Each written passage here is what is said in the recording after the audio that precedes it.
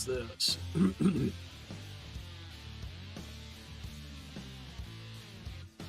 Testing, 1, 2. Okay. I don't want to look at that. How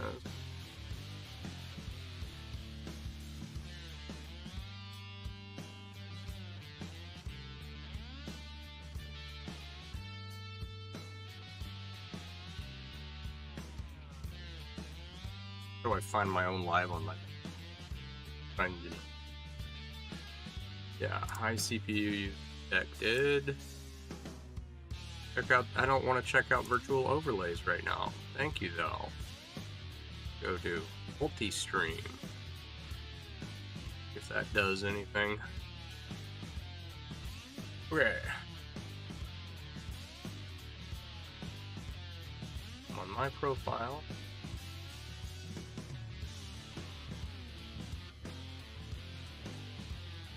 So how do I go to my live?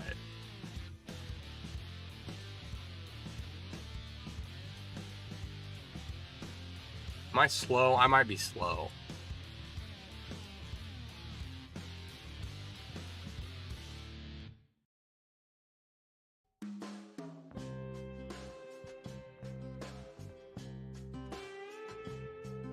Let's see here.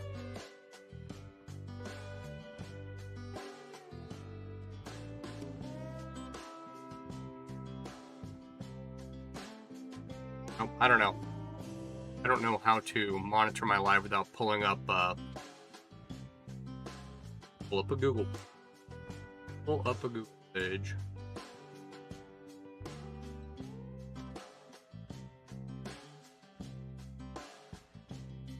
Alright, hang on a second, we'll get to work.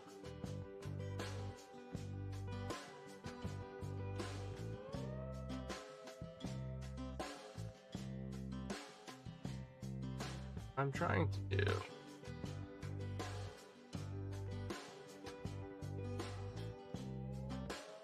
That'll work.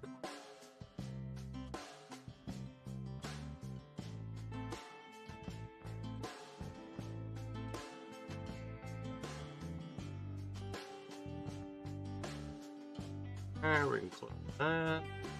What's up, Mac? How you doing? How's it looking?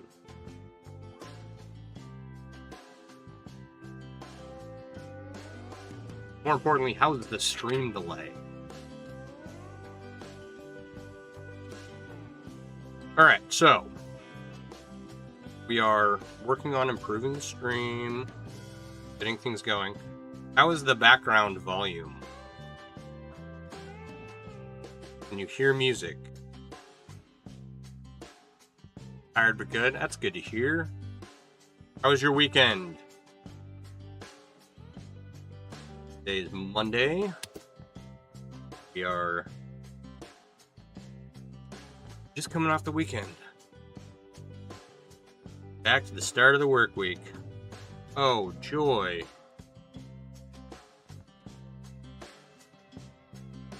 Stream delay isn't bad. I don't think music might be a little loud. See if we can adjust that and then tell me how you feel.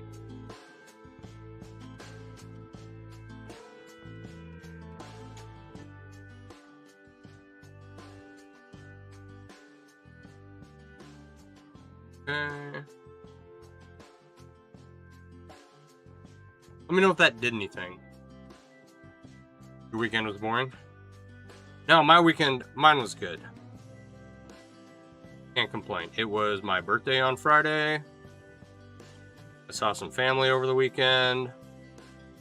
I DoorDashed Red Robin on Sunday. So I was pretty happy with how my weekend went. I was going to do this online learning course for work, and it's like 8 hours, and it's not due until August. So I was like, you know what? I'll wait until next weekend, closer to the actual date, and then we'll see if I want to spend 8 hours on my weekend getting this stuff done. And I need to do it on a weekend where I'm on call. So.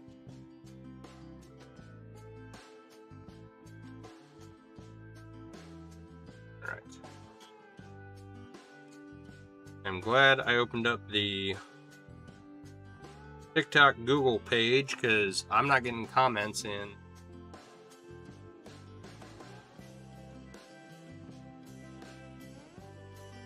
And hang on.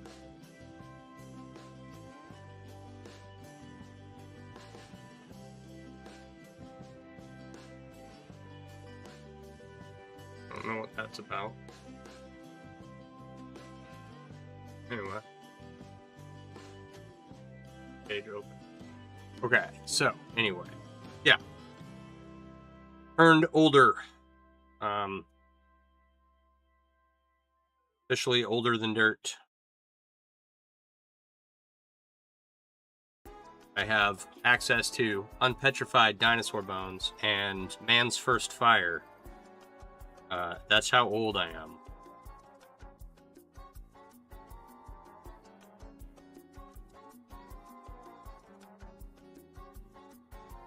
Laverne, how are you?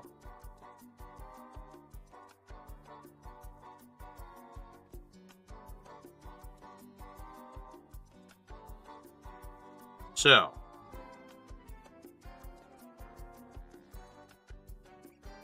gravity keeps me down.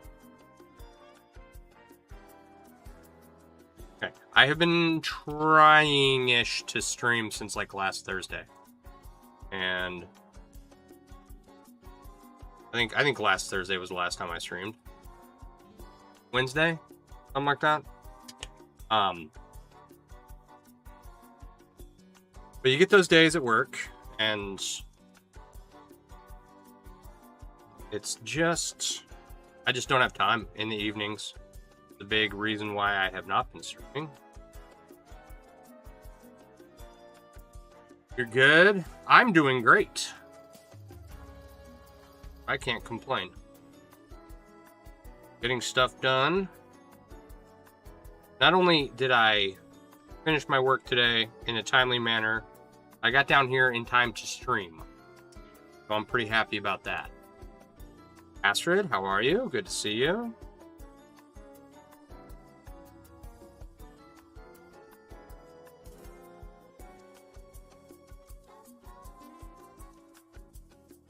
Did you... Oh, thank you for the heart. Much appreciated. Did you get your 70 bags done? That seemed like an impossible number to me. Couldn't ever make so many. Thank you for the heart. Thank you.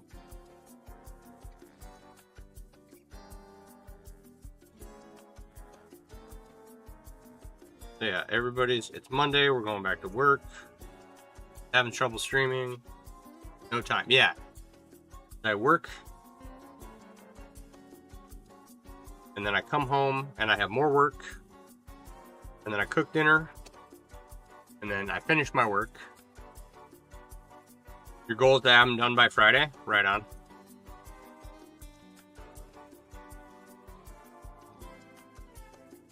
Very cool. Alright, so for anyone watching, I'm making a jelly cube. I had this started from a long while back, and I finally got a new bag of rings in from Chain Reaction up in Canada. And I want, see this small cube, right? I want to make one this big out of these small rings, right? It's like 20 rows. For anyone wondering why you would make a jelly cube, why you would spend the money and put so much time and effort into something, it's because it's slinky. It's very slinky. So, and I know what you're thinking. Sean, you already have one. Why are you making another one? Because because someone offered me enough money and I sold the last one I had made. And so I need to make a new one now. And hopefully tonight I will have some time to work on 2 other sculptures. I've got a Pinecone that I've been working on. And it's like, I could call it done, right? I could call this done. But I want to add some more rows to make it larger. And I've already got a good start with these. And I have more copper rings already. But I need to make 10 more of these. 10 more of these right here. And then it will be all done. So, and then I have a third project.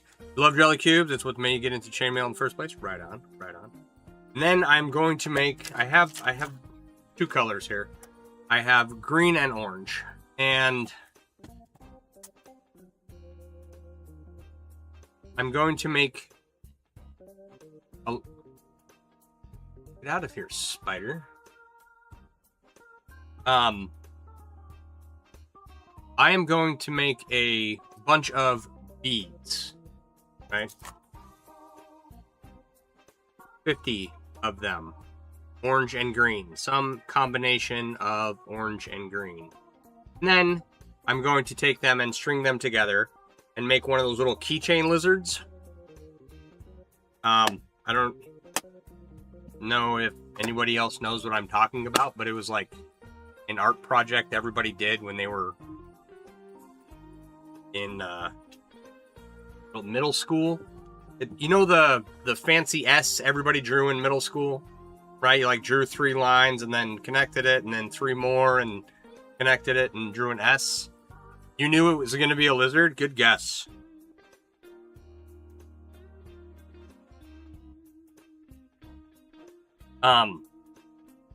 Yeah, I'm trying to make a chainmail one, but I got to make 50 beads first.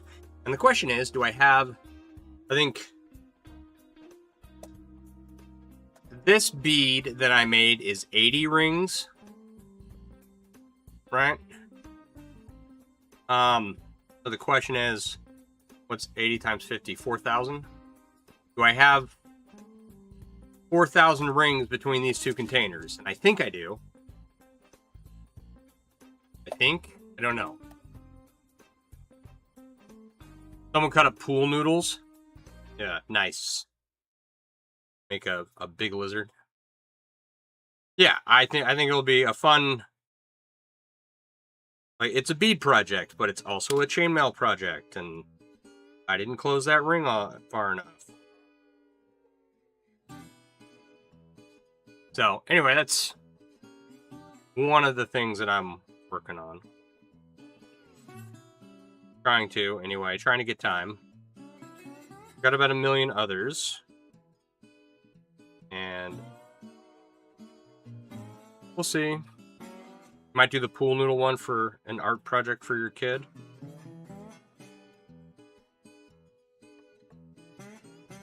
Good idea. For anyone who's watched me stream before, I've probably discussed the topic of using chainmail as an alternative, or making chainmail with alternative media. That's definitely been a conversation I've had before, and I love that stuff, and vice versa. So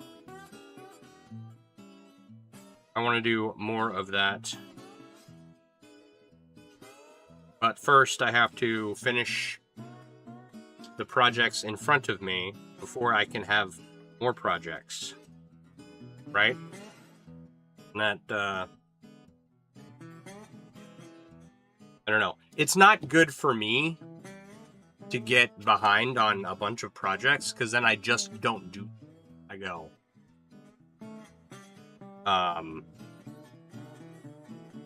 I would like, I say to myself over and over again, yeah, I would love to get that done. I would love to get that done. You know? And then it sits there for hours, years, months, days, millennia. Never gets done. And the pile just keeps getting larger. I've got a table full of projects behind me that I need to work through. And sometimes it's a matter of money funding a project. But too often, it's literally just me being lazy. Not being lazy, not prioritizing projects, stuff I'm working on. So, right? At the end of the day, having a jelly cube is fun, but what does it get me? Aside from making it for my own sheer enjoyment and, you know, having a large chainmail cube to play with, what is the, like, what do you call it?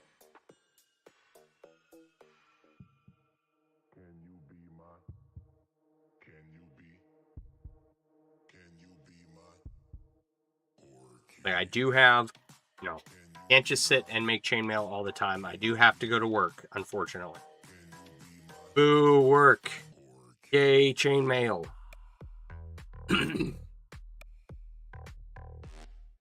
Yeah, boo that work that funds my entire life and makes it so that I can put food on the table.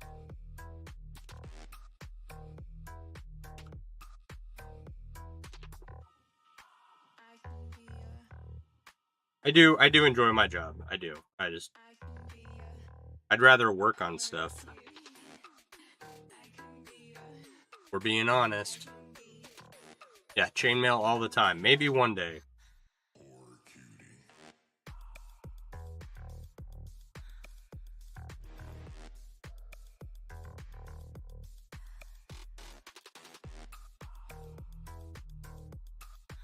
The chainmail could provide, but it's a lot of work. It is, and that's why I don't do that.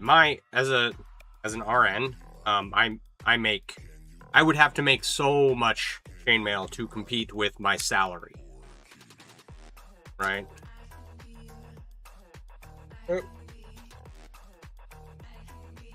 No,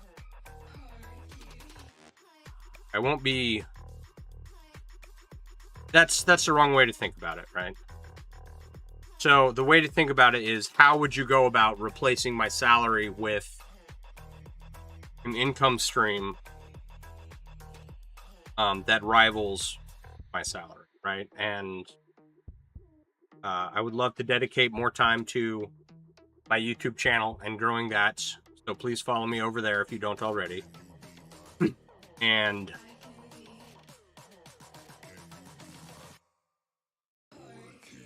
the way to substitute my job, my salary, right, would be with like advertisements and sponsors.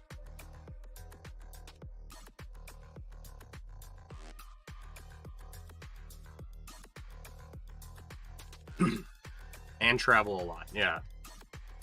So it's like, I can't make enough chainmail to sell to rival my income, but I can build up an audience to entertain and sell advertisement. AI viewer streamboo.com, interchangeable verdict. That looks like a bot on Twitch.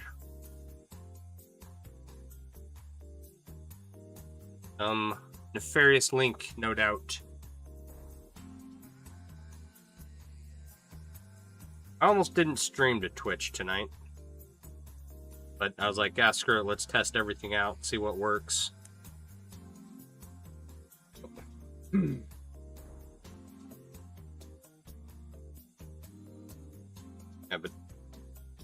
and the truth is, I could make enough money making chainmail and selling merch to live if I wanted to travel a lot and vend and make a lot of the same stuff over and over again. And I'm sure everyone's here tired of hearing me talk about how I don't like to make the same thing over and over again, as I sit here and open and close thousands of tiny rings.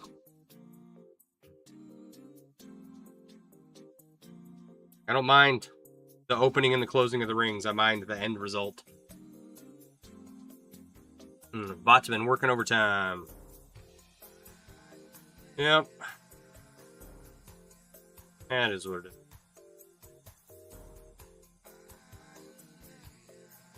Not gonna get away from it. It's only gonna get worse. Well, it's all really just dead internet theory anymore.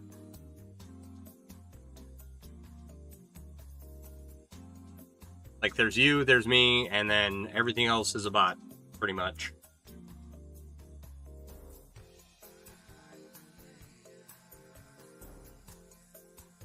I don't know how true that is, but I did read an article that said 50% of internet traffic is bots, so it's got to be true, right? Someone wrote it down on the internet.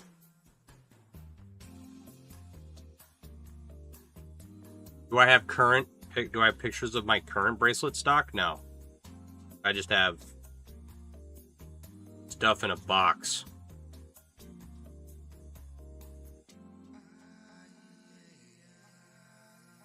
I have a box full of stuff. Want to see my box? Hang on a sec.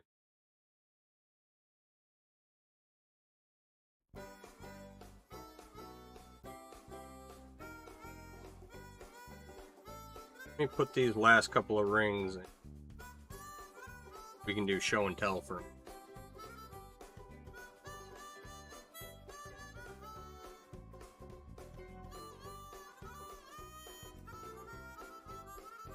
So I got a theory about this Twitch bot that just popped up, right? It's probably a Twitch bot, or a bot, made by Twitch, trying to get you to go and buy viewers, right? But, like, on the back end, it's, you know, it's just Twitch selling you users the long way around. That is what I would do if I were a nefarious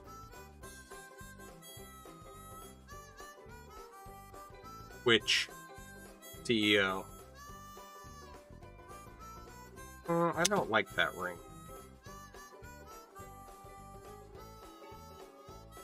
Ring got like nicked or something.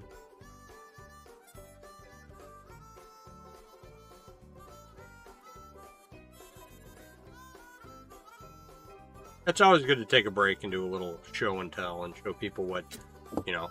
I have a metal cube made of a bunch of ring. Here, I'll zoom in for you. Let it focus for a second. Right? And, you know, this is a smaller one. Okay, out real quick. Got a bigger cube here. So, it, you know, show of hands. Who wants to see something other than cubes? It's an awesome camera. Yeah, it's a Chainmail conference camera that, like, there. We're still looking at cubes, right? Got the remote control, auto focus, right? It zooms in more than that. That's about as zoomy as it gets. You can see everything though. Okay. Zoom back out a little bit. Zooms out pretty far. Farther, yeah, it's farther than I want. No.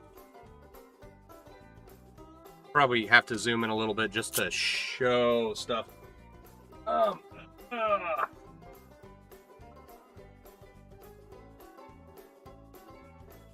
my god. Okay. All right.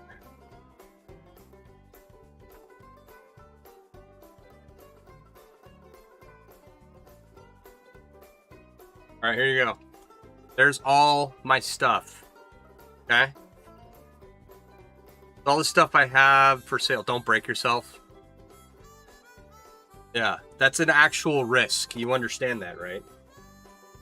All right. We'll slide this out of the way for a minute. Our standard issue Dungeons and Dragons approved dice bag. right? Got a fancy bead to help hold it closed. Okay. Smaller dice bag. Another dice bag of similar size. Multiple bags here. These are not anything special. I do have a titanium one that I need to anodize. Okay. What is this? Why is this in a bag? Oh, you know, I think this is somebody requested one like mine, and so I made them one like mine, and then they bailed on me. I was like, oh, okay. Pretty common. Why I don't make a lot of stuff for sale. Why I don't do a lot of what do you call it? Online sales. I don't have time or energy to deal with people.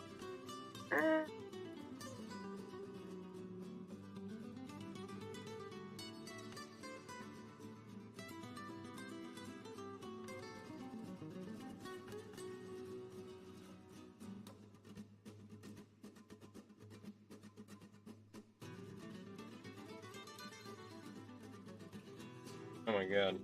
I don't even know what I have. There we go.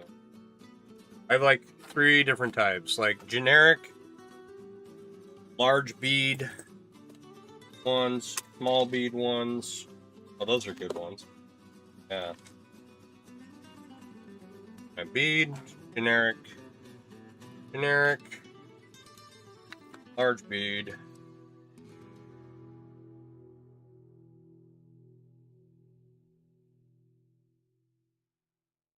That's like for a 10-inch wrist. Why is that so large? I don't know why.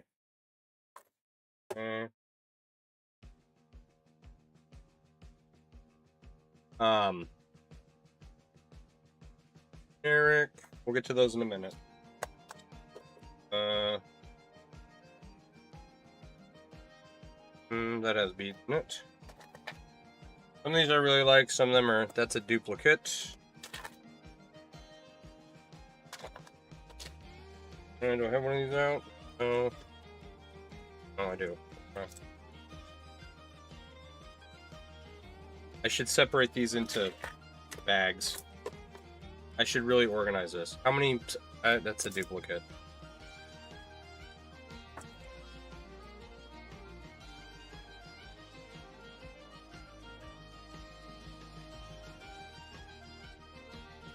I don't know. How many do you want to see, I guess? We'll just go through some of them. Blah, blah, blah. Alright, for starters, that's kind of most of what I have. I'm going to go through a couple piles here. Alright, for starters, I've got this lovely... Get out of the way. Zoom in here. And focus.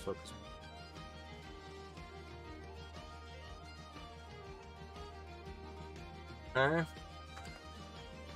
This Turkish round mail with orbital capture necklace. I think it's like 30 inches. Something like that. It's a fun weave. I have one of these I made for myself personally. Okay. Up next are the ones I had on here. These dual Byzantine strand bracelets. These are some of my favorites with the beads on them. This one is a ship. Okay, I'm going to lay a couple of these out and then I'll zoom in.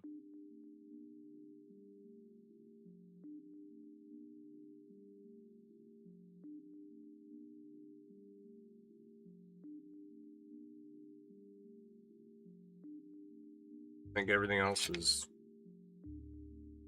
kind of a duplicate.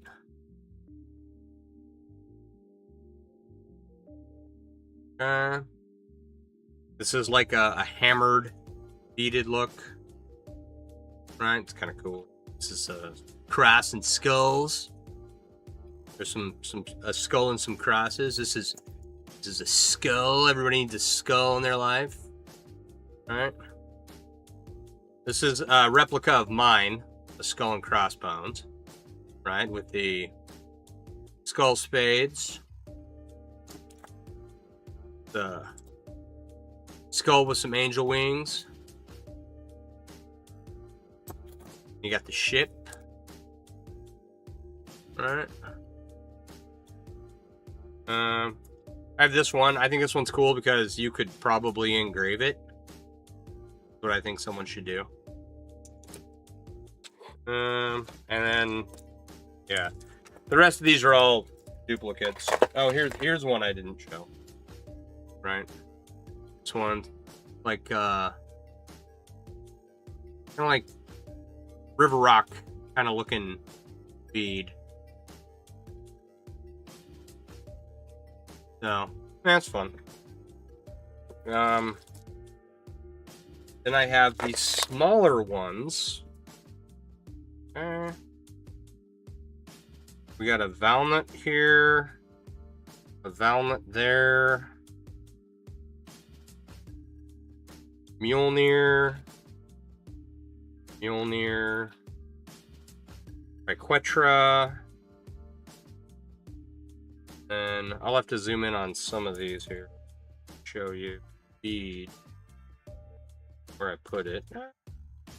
Really subtle, really cool. Okay, so one of those. The rest of these are. Zoom in on these beads real quick. Okay, you've got the bead with a triquetra on two sides. Bracelet has 4 beads on it. Right, just a regular lobster clasp on here. Right, then we got Mjolnir. Right, 4 beads of that. They're very small. Right, they're dainty on my wrist.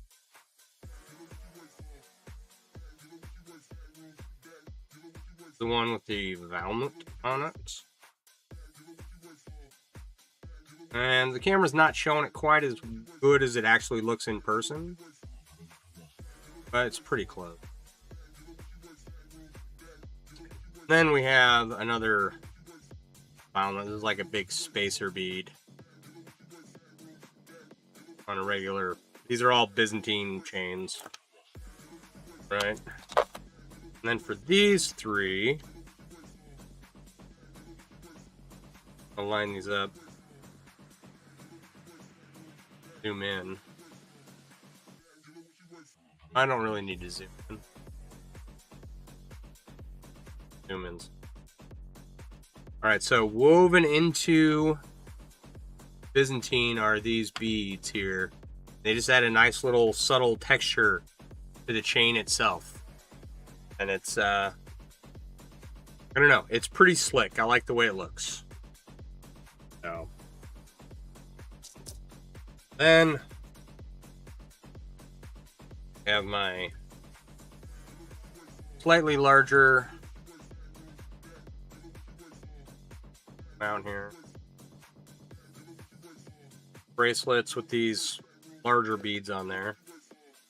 Here's one with a bunch of skulls on it, right? Those are pretty cool. This is like a cross decoration. I have to zoom in to show you.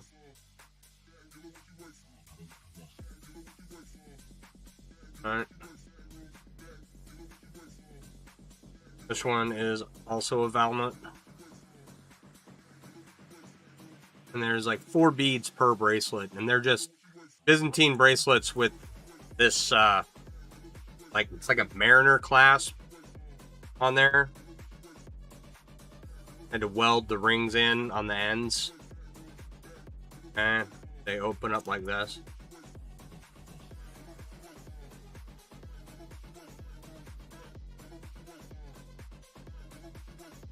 And they close up like that. Here's more skulls. Can always have plenty of skulls. All right.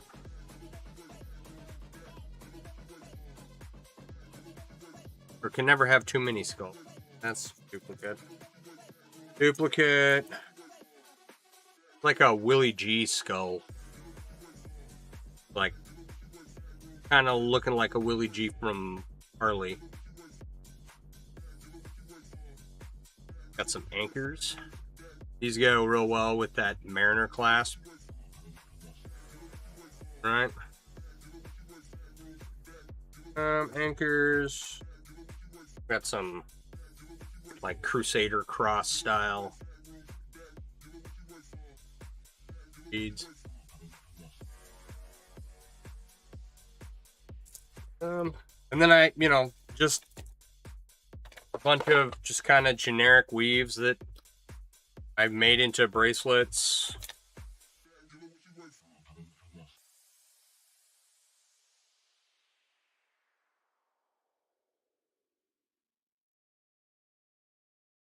Oh, that one actually has beads in it. A tiny Turkish round mail bracelet, and then like box and Byzantine and half Persian 4-in-1. All those fun weaves. So that's pretty much all the stuff I have for sale.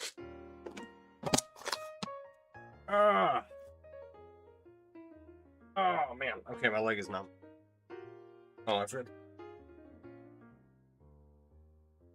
That's, it's like, where'd my project go? Yeah, I don't like that ring. Decided that. Yeah, I need more necklaces. Got lots of necklaces I would love to finish.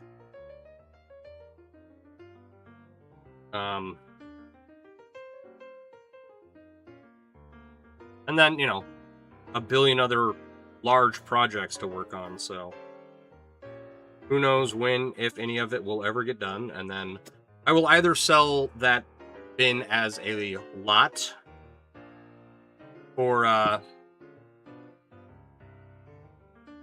someone to buy like wholesale.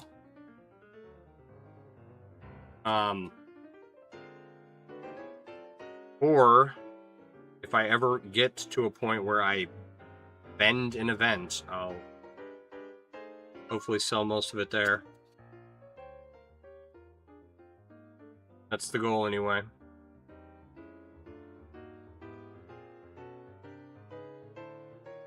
I'd love to have enough stuff to have a table somewhere, even if it's just once a year. To coincide with the rest of my merch. So, one day. It's obviously not a priority right now. I've got too many other things to do. So, like right now, I have to buy a new car. And so that is taking priority. Like, trying to save up money to buy a car. Had some money set aside. Water heater goes out. And then 2 weeks later, it's my kid's birthday. And so maybe by Labor Day, I will have some money set aside to put a little down payment on a vehicle. I don't need a lot. I don't want to have to finance a whole vehicle. New, used, doesn't matter.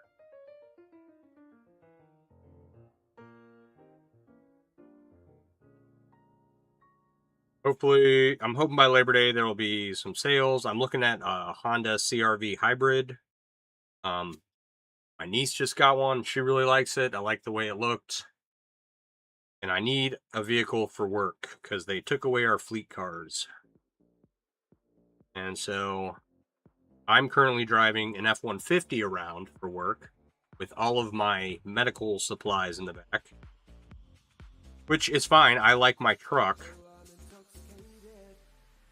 But the thing that sucks about it is I just put a bunch of money into my truck to make it really cool. And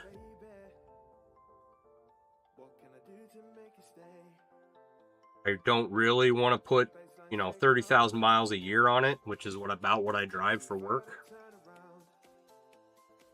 So I need to get something else, something a little bit more, a little younger. My truck is only 15 years old.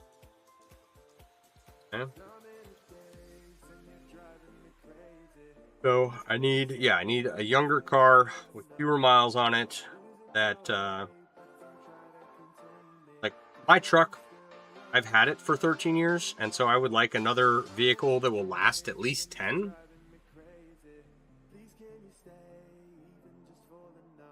But I don't want to pay for a vehicle that will last at least 10 years. So I don't know.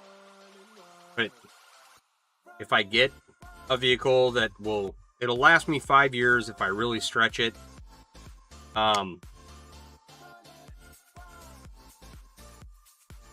A vehicle that's fully depreciated after 5 years and I just scrap it because it will have like 250,000 miles on it by that point. And I'd have to go and buy another car, and I don't know. I hate buying cars. So do I bite the bullet and buy the expensive, longer lasting, more reliable vehicle, or just something that's going to last me for 5 years? So I don't know. It's just a decision I have to make. Get it figured out. Fun. Really? These new progressive lenses that I have are really helping me out, being able to see what it is that I'm working on.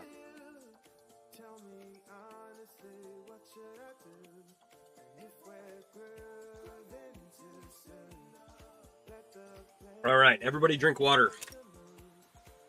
Stay hydrated. I was in basic training. The drill sergeants would go, "Drink water," and you'd have to yell, "So fresh and so clean, clean." And then you'd have to empty your canteen. You'd have to drink it all. And then they'd smoke the life out of you. And you would then go and throw up a bunch of that water. So they wouldn't stop doing jumping jacks, push-ups, sit-ups, flutter kicks until someone watered the grass. If you're picking up what I'm putting down.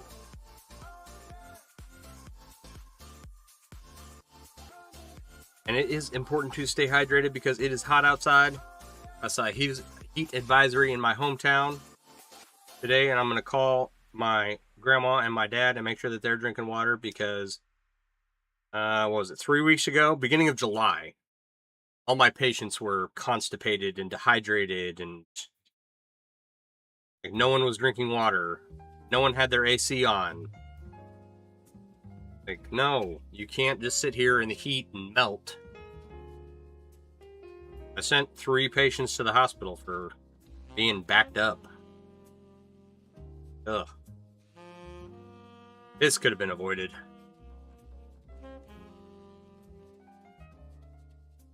But you can tell people, you can give people advice all day long. It's very rare is there a patient out there that listens to what anyone has to say. Doctors, nurses, priests, rabbis, whatever. Nobody listens. I still have a job, I suppose.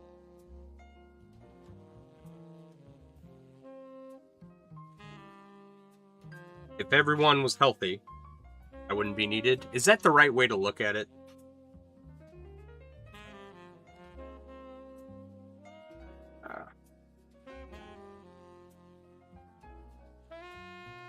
This is... I bought 10. It says 18 gauge 1/8, that's what it says. Where's the label for this? Side.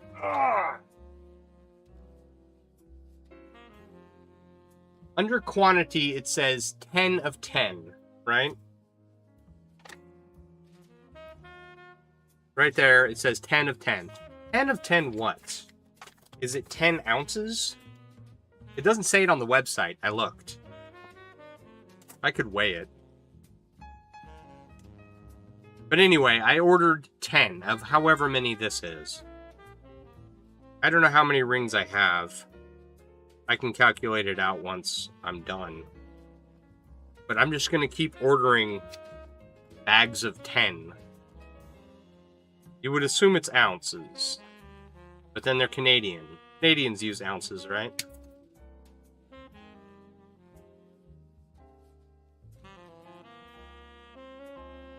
Ten of 10 handfuls, yes. 10 of 10. Very scientific measurements. 10 out of 10 handfuls.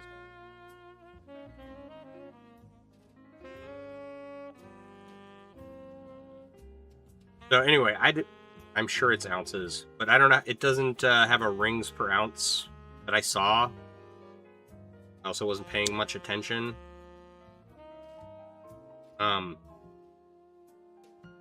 So I don't know how many rings I have here in this bag of rings, right? But I will slowly add it to this cube.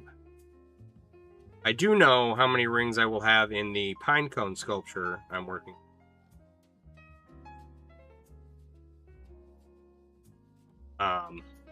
I forgot. It is 11,000 something. Hang on. Calculator.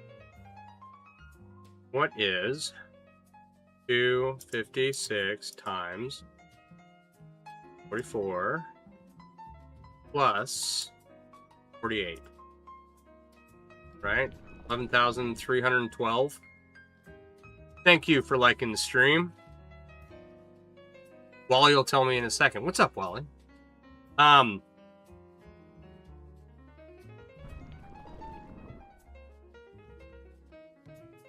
Can't see whose name. Slime Raw is followed. Thank you for the follow. Where was I? Yeah, so in my Pinecone, in this sculpture I'm working on, right? It'll be 11,312 rings, 48 copper, 11,264 stainless steel ring when it's done, or so the math tells me. And we'll work on that one in a little bit. I want to work on the lizard sculpture next. 664 an ounce roughly, so 6,640-ish. Okay. That's not bad. I probably had 1,000 or 2,000 already woven together. Let me write that down.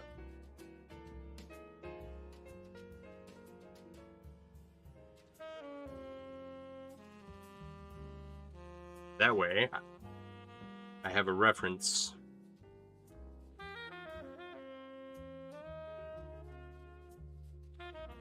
All right, so one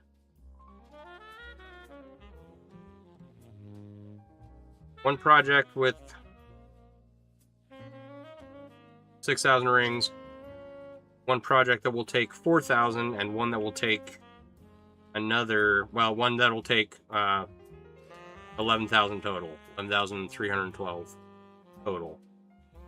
So, gonna take a little bit to get them done, but I like, on our website, on the 18 gauge bright aluminum, the rings per ounce for all our products is listed there. I mean, like I said, I briefly glanced at it and wasn't really paying attention. I assumed it was there somewhere.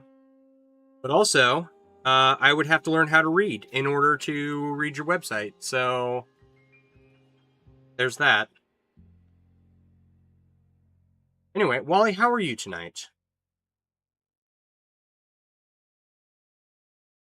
For those of you on any other platform that cannot see comments, we have people on Facebook commenting. Where are we at? We're at YouTube, Facebook, and Twitch, and TikTok.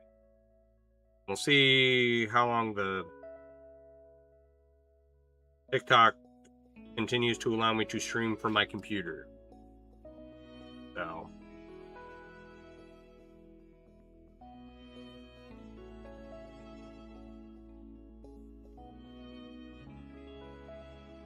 are we still streaming from my... Still going.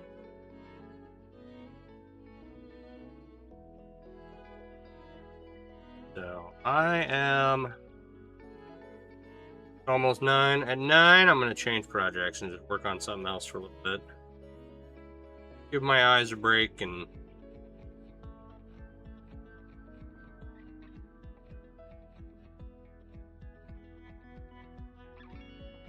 get a little work done on one of these other projects that I have here.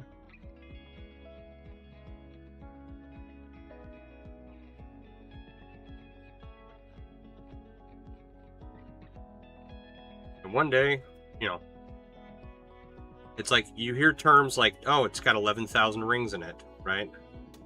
Like, yeah, that's a lot of work, but you spread it out small amounts over a long period of time, and it's just not that bad. You know, it's pretty manageable if you can prioritize it and get down to your workspace and get the job done.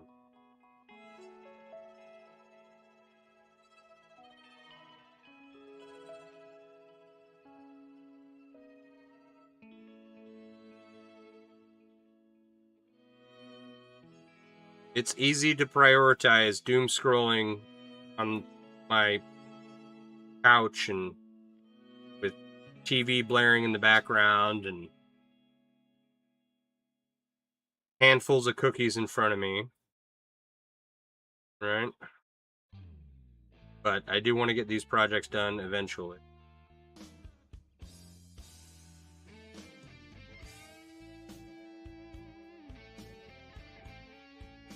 All right, so for everyone watching, Wally over on Facebook actually runs chain-reaction.ca, is where these rings are from. Let me zoom in on this logo. All right, Alaka focus. Okay, chain-reaction.ca is the website. I hope you can all see that.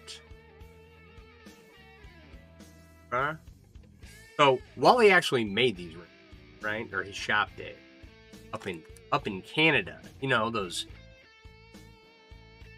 people blowing smoke at us. So you should give chain-reaction.ca, I think it's just Chain Reaction over on Facebook. Give them a follow if you like chainmail and making stuff with small metal rings.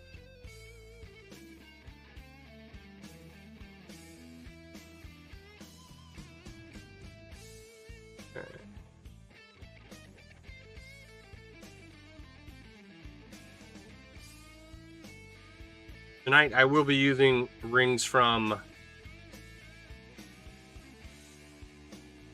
chain-reaction.ca, from the Ring Lord, and copper rings I made, I guess. I'll give myself a shout out. I made these copper rings in this. Here. I had to hand saw these things. It was not fun. The closures are terrible. But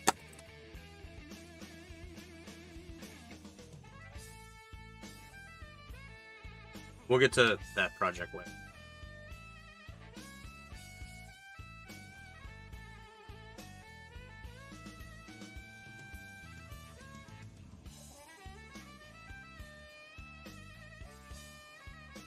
So this week, I got pretty busy day most every day this week, but hopefully it won't become unmanageable. I don't know if I'll be able to stream every night this week, but hopefully we can get more streaming done.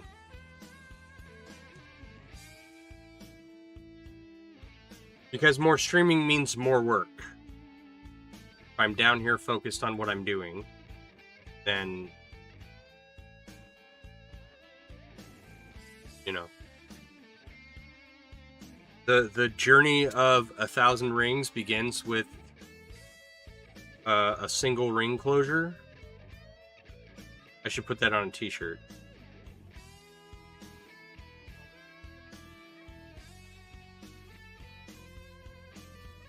The journey of 1,000 rings begins with a single jump ring close.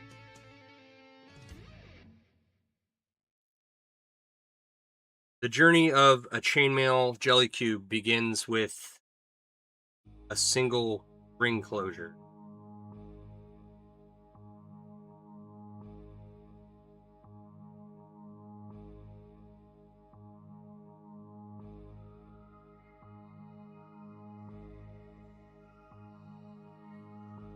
The journey of a chainmail shirt begins with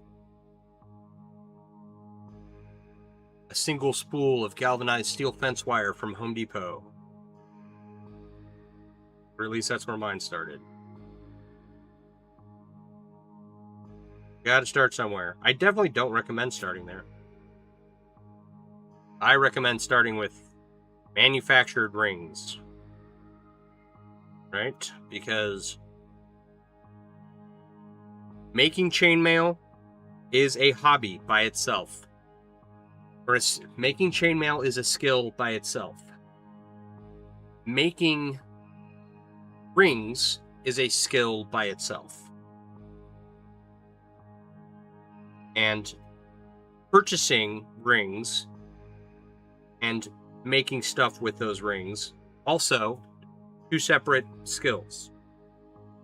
Two separate hobbies. Buying craft supplies and doing something with those craft supplies are two separate hobbies.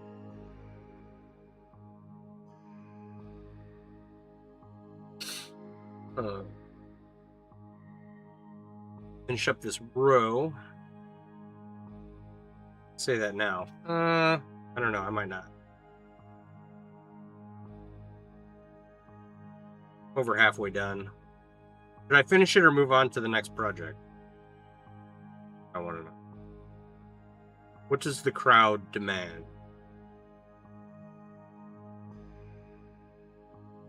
Do we work on the Pinecone or the lizard? I'm good with either one.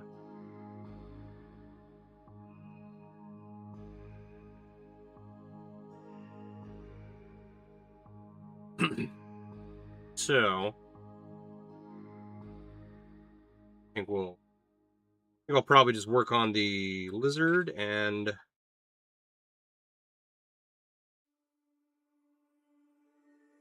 get some color on screen instead of these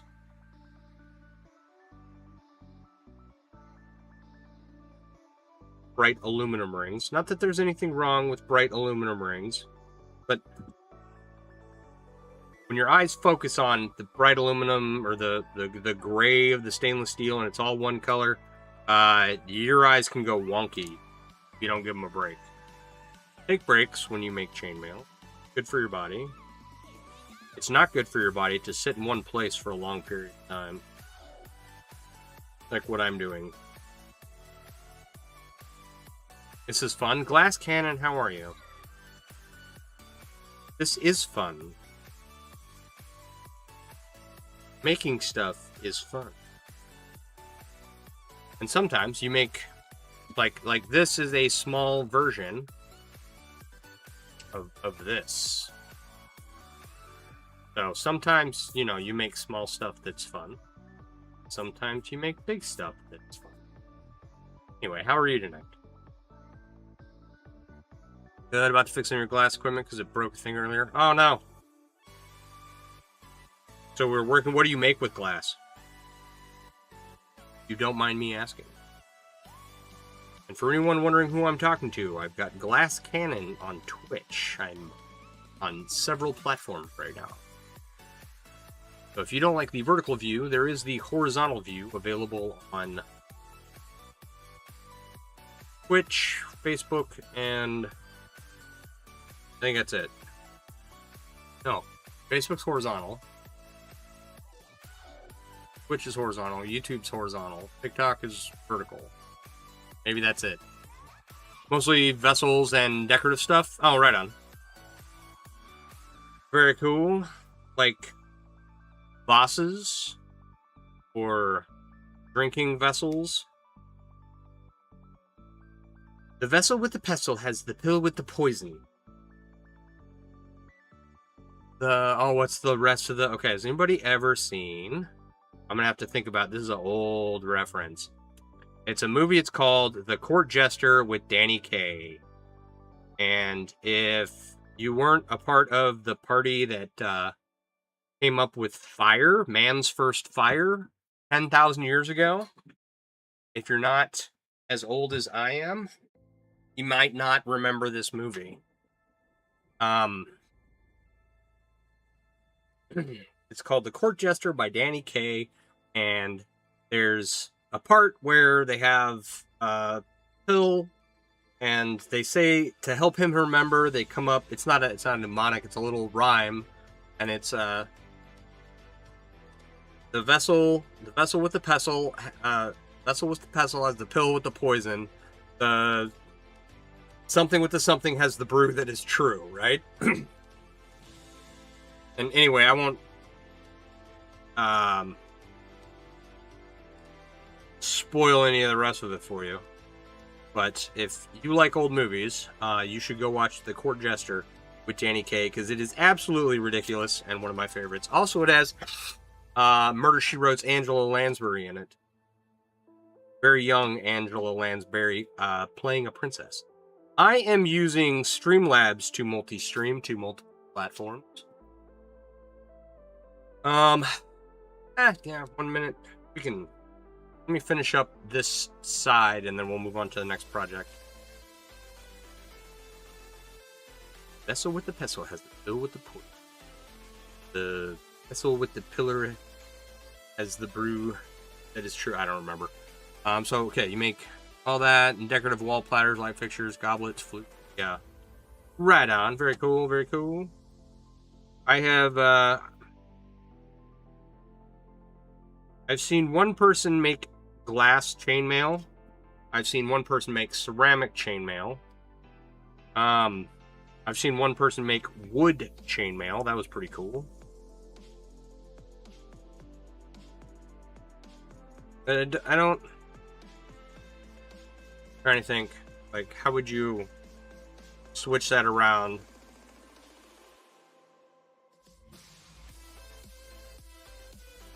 I guess the closest thing I could think of would be like you could make an inlay, a chainmail inlay that looked like a stained glass window, right?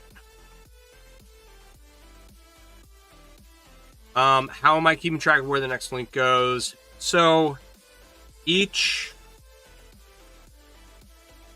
Alright, there's a bajillion different types of weaves. Okay. And so the weave I'm currently working on, let me zoom in here for you. Let's zoom in on the bigger one, because this might be more visible. Let it focus for a minute.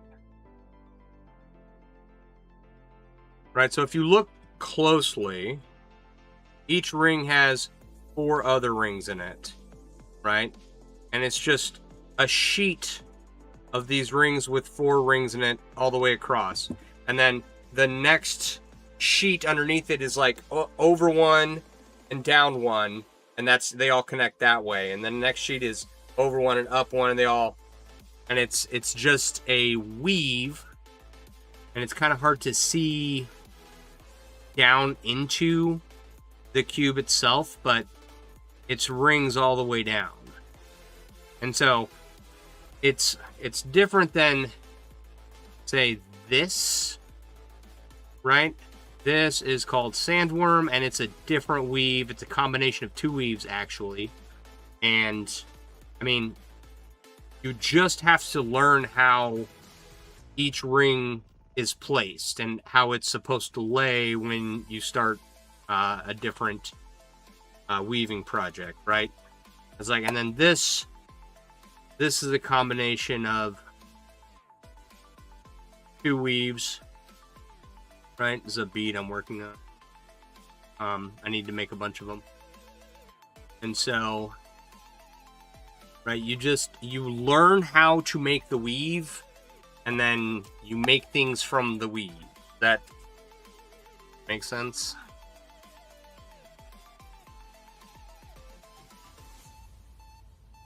So, and there are plenty of weaves I don't know. And there are plenty of weaves I have forgotten, have to go look back up. You're very welcome for the close-up.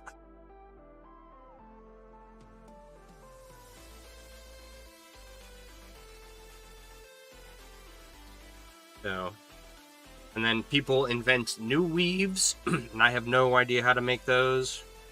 I do have a library of weaves that I know how to make. And then out of that, there are weaves that I find more useful than others, and that I enjoy making more than others.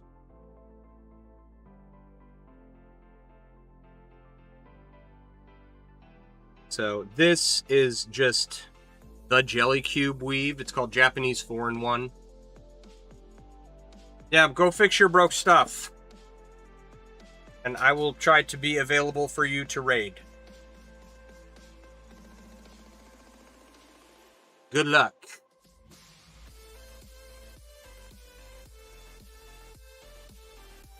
Where was I? I was saying something.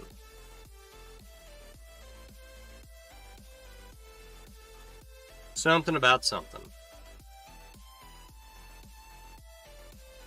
Oh, okay, yeah. So the technical weave name is Japanese 4-in-1, and it's based off historical Japanese armor. And you can find examples of this in museums. And usually it's not as clean looking. It looks very different. Because like the wire that they used would appear thinner because the diameter of the rings were bigger, and it looks very different than this. Johnson boy, how you doing?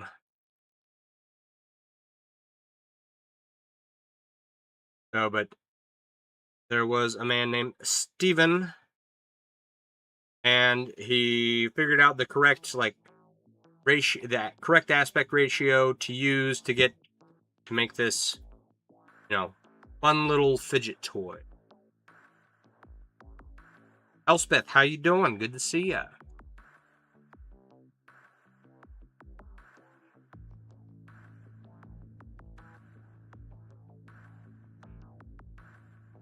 So it is just sheets of Japanese 4-in-1 layered on top of each other in a very specific manner so that they do this thing. It could be better. What's going on? Gonna win the lottery? Yeah, me too.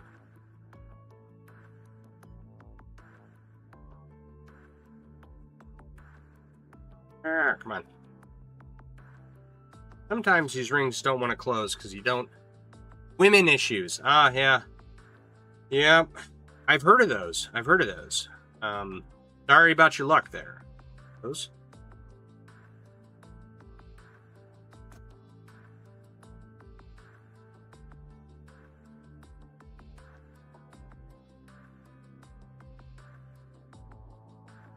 Come on. I'm going to finish up this row, and then we're going to make another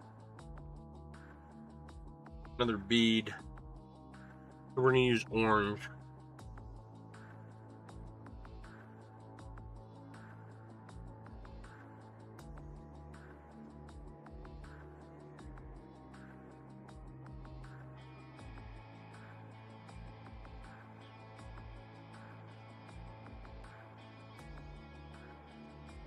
I have 4 colors in this particular ring size. This is 18 gauge 1/4 inch rings from the Ring Lord. And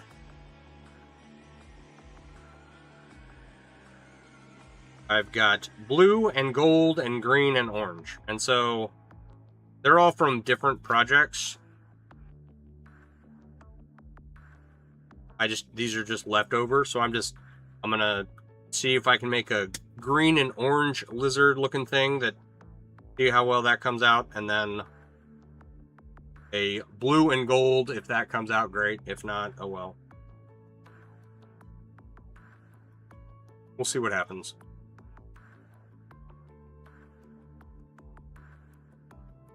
How big do you plan on going with this cube? Some comments in this live were filtered to protect the community's experience. Oh no, not the community experience. I am... How big do I plan on going? My goal is to have a cube this big made out of small ring. Right? That's my goal. I don't know, we'll see. I have...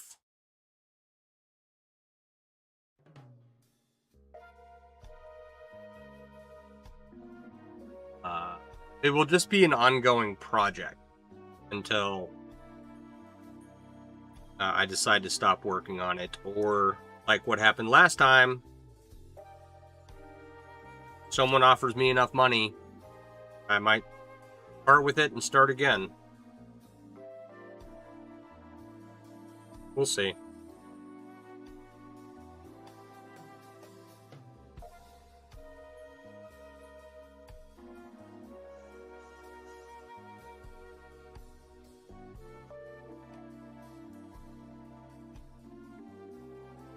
It was awesome that happened. Yeah, it was nice to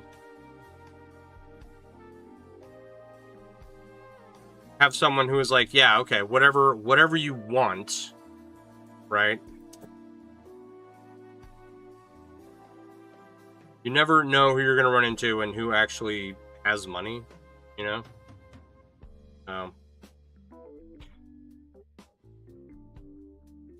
I know people who very much live by, you know, they'll sell the shirt off their back. They'll sell their kid's shirt. They don't care as long as they're not attached to any of their stuff, right? I'm pretty attached to a lot of the stuff I've made, and so it's mostly not that it's not for sale. It's mostly not for sale, right? I won't lie. But I mean, when someone has the cash and got the money in front of you, and it's like, okay, yeah, you know what? I will sell, you know, this. Because, like, I'm attached to a lot of my stuff, but I'm not dumb, you know? Currently working on a Byzantine bracelet project. Right on. I love Byzantine bracelets. I love Byzantine. A lot of people don't like Byzantine because of how much they end up making it. It's very repetitive. But some of the Byzantine projects I've made just turned out so well. I have a large Bubba coffee cup that is wrapped in interwoven Byzantine hexagons. And that project just turned out so cool. And I wrapped a Christmas ornament, which I've been meaning to wrap more. But I wrapped a Christmas ornament in like a Byzantine hexagon weave thing. I want to do more. I want to try more with Byzantine. So Japanese 4-in-1 is 3-dimensional. Meaning that you can build it out in 3 different directions. Byzantine is 3-dimensional. You know, most weaves you can only make a sheet or a chain. You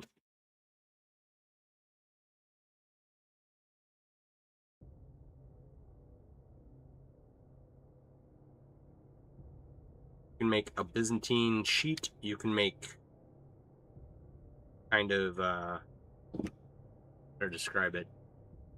A coworker at work needs some jewelry for the Ren Fair, so you're like, let me find out if I had anything in your ring stash, which you did have colors to go with her outfit. Sweet. Speaking of colors, all right, I'm gonna stop staring at these gray rings and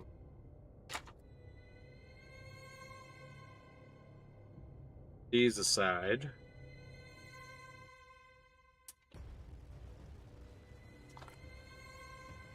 Work on some orange.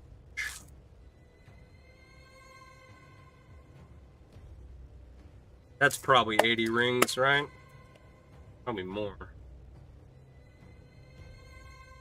This is just anodized aluminum, so it's really easy to work with. You can manipulate it with your fingers, but I prefer not to.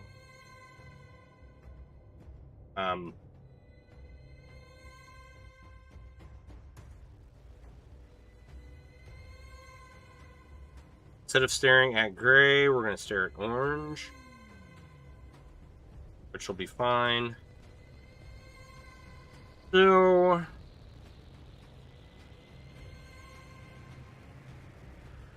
okay, so this bead, let's zoom in on this bead here and talk about this for a second, because this was kind of experimental.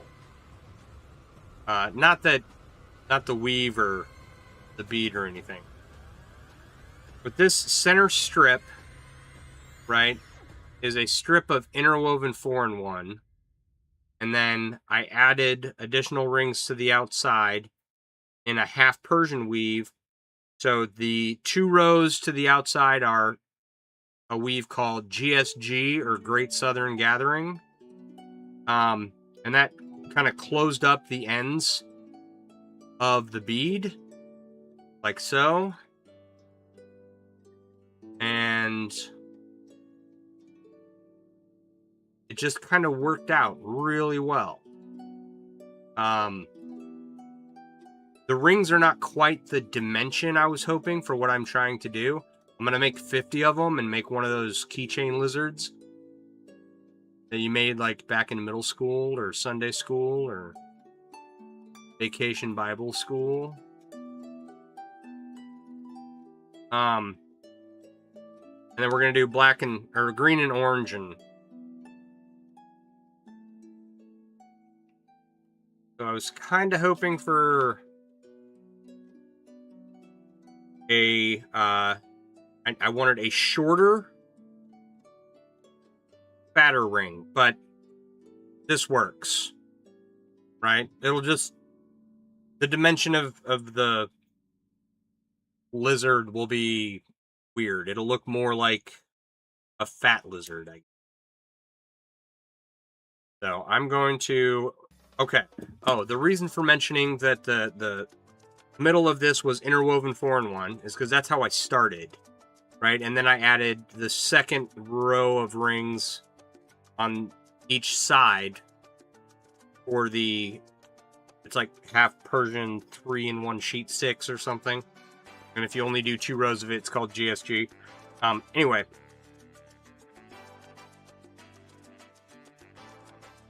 I could make a GSG chain, start with the half Persian portion, and then make the other side and then connect them, or build it from one side to the other instead of going from the inside out. That is another way to make this. Does that make sense? Clear as mud. Oh, I got herd of elephants upstairs.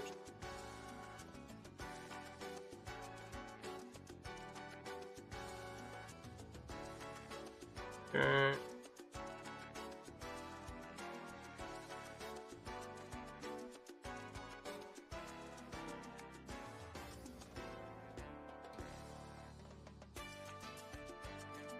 Alright, so I know that there should be, I think it's 16.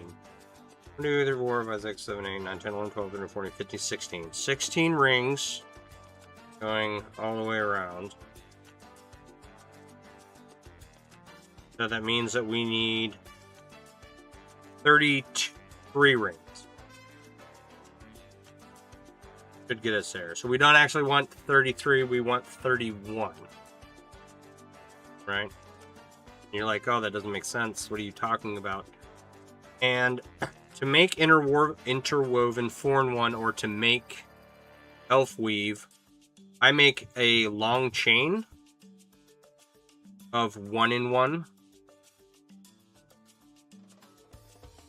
Right, so don't. It's where each ring has one ring through it. Right.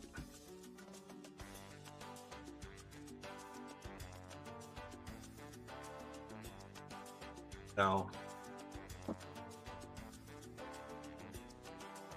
this is a 1-in-1 chain, right? Each ring has one other ring going. I guess each ring has 2 rings. I'm not going to get nitpicky. I've always called it a 1-in-1 chain.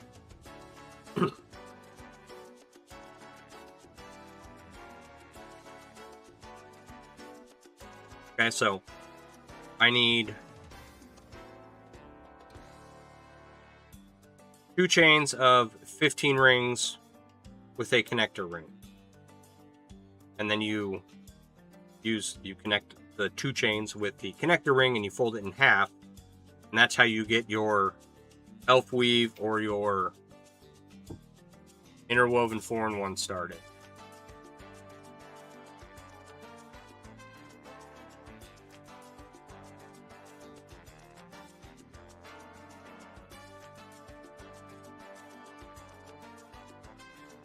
I should probably actually just like count these out. Seems simple enough. 2, 3, 4, 7, 8, 9, 10, 11, 12, 13, 14, 15.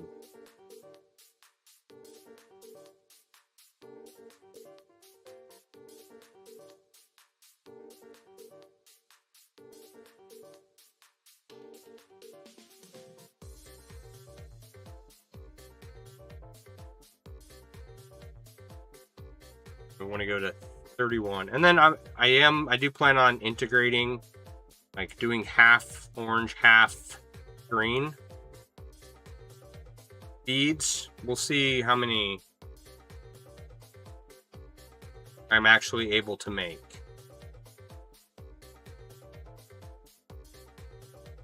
One, 2, 3, 10. Wow, I can't count. 1, 2, 3, 4, 5, 6, 7, 8, 9, 10, 12, 13, 14, 16, 17, 18, 19, 20.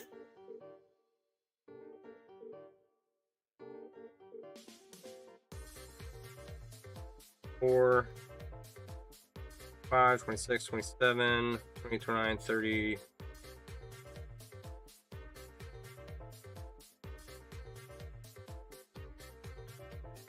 Yeah, 1, 2, 3, 7, 8, 9, 10, 11, 12. 2, 23, 24, 25, 26, 27, 28, 29. 30. 31. Alright, we put all this into one long chain, fold it in half, weave it together, add the outsides, and it's a total of 80 rings, and it should be fairly straightforward. It does get a little difficult on the edges because of how tight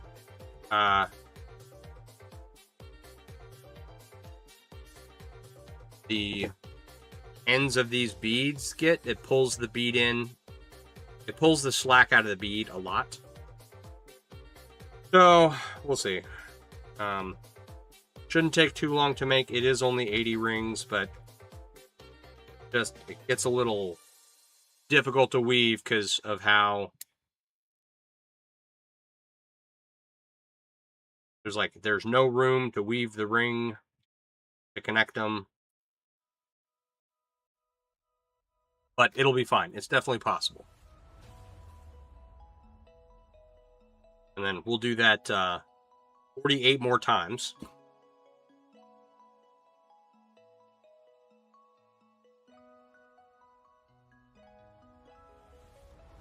And then we'll lace them all together in a lizard pattern. Right?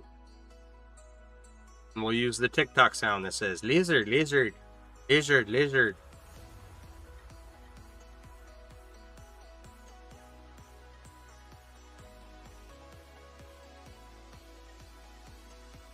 think that's a good idea. I wish I was better at making videos and editing stuff, but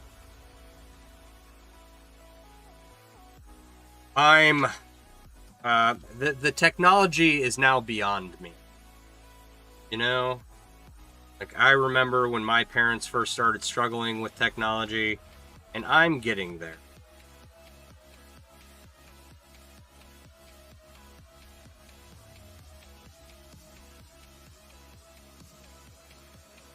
That's the consequence of being old enough to have attended man's first fire. That eventually the world around you surpasses you. Alright, we need, how many do we need? We need 31. 2, 8, 9, 18, 19, 20, 24, 5, 6, 7, 28, 29, 30, 31. Okay, we'll find exact center. Do that right there. You kind of prep this by laying your rings out the way you want. It's pretty easy to get started.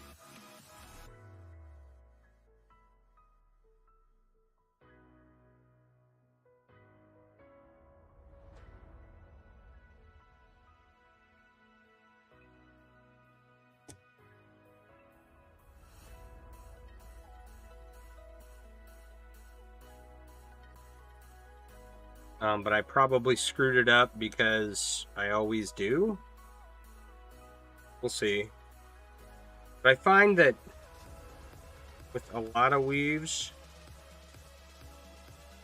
if you just keep going, eventually you'll get it. I haven't found success with Moorish rows. I haven't attempted that in quite some time. But with that one, I would not recommend continuing on. I just, you know, scrap whatever you're working on and start over. But for like half Persian 4-in-1, a lot of people have trouble. Half Persian 3-in-1, half Persian 4-in-1. I recommend just like continuing on with the weave, regardless of how garbage it looks. And like a lot of times, eventually, after the first couple rings, it clicks and it kind of clicks into place. And I know that because I have a terrible time starting those 2 weeks. And that's what I do. I just keep going. And somehow it works out. Okay, so I'll give you a zoom in on this in a minute.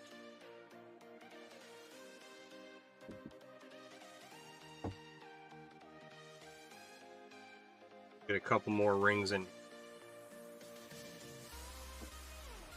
So this is absolutely one of my favorite weaves. It's called Interwoven 4-in-1, and it's like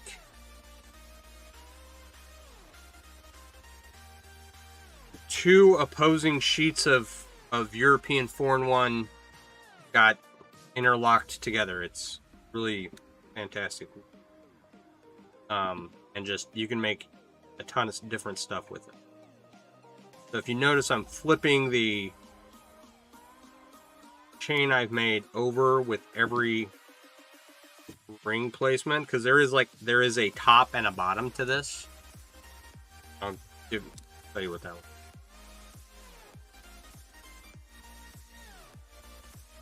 So you weave your 4 rings and then flip it over.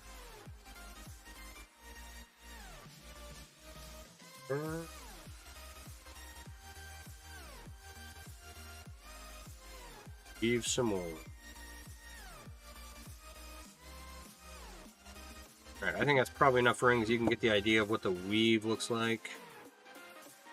I'll zoom in on this. I know that you've already seen the bead that I'm working on, right?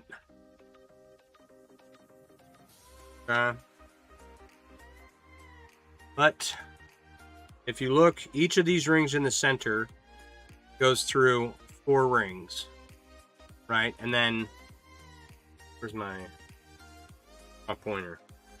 Let's see.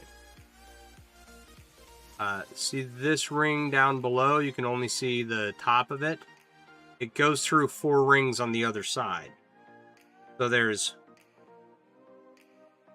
2 center rings at opposing angles, right? And each one goes through 4 rings on the side. And if you flip it over, get the same thing, right? You can see the rings going through the 4 rings on the side, right? So, interwoven 4-in-1, one of my favorite weaves.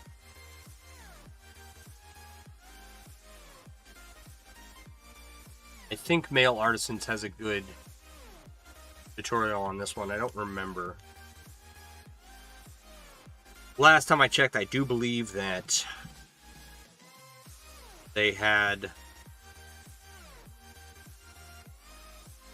CG Mail instructions. CG Mail was a computer-generated chainmail instructional website, and I think a lot of it got picked up by Mail Artisans International League. And then, of course, if you've been around at all, you know that Mail Artisans is not a functioning website anymore, nor is it going to be.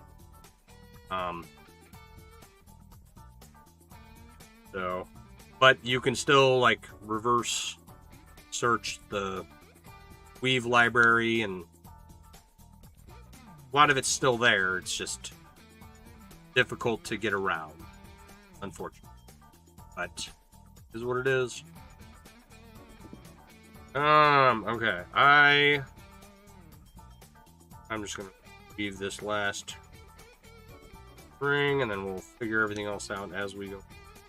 Other side.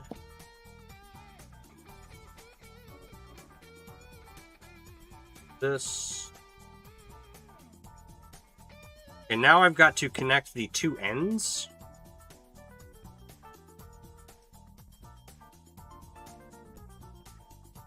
Alright, so we had... Alright. Each side should have 16 total rings.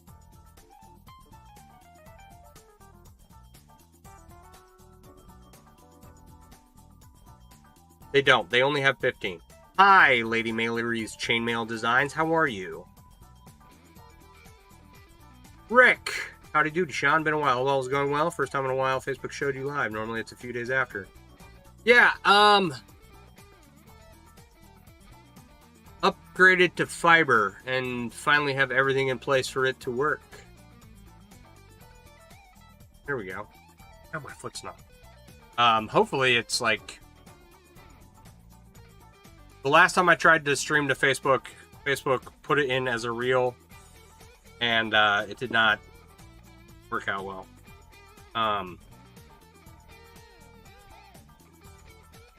So anyway, I now have to connect these 2 ends. Right? I'm gonna go through there. And up through here, I think. I will probably have to correct this. So, sorry, I just saw your guys' comments there a minute ago. And that. Okay, one of these things is not like the other. Right? I mean, they're all orange rings.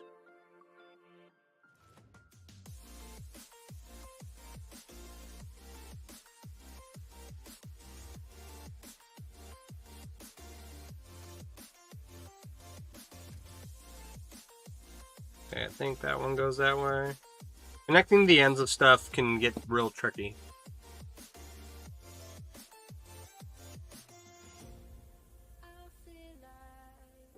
So I'm probably gonna have to take this apart and try again, because it's never a first time go for me.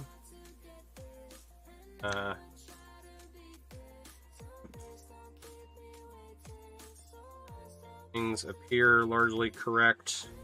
I think I'm missing... What am I missing? You're well. The new setup looks great. Just saw you would pop in, so saw you left. Thank you. Thanks for stopping by to say hi. Much appreciated.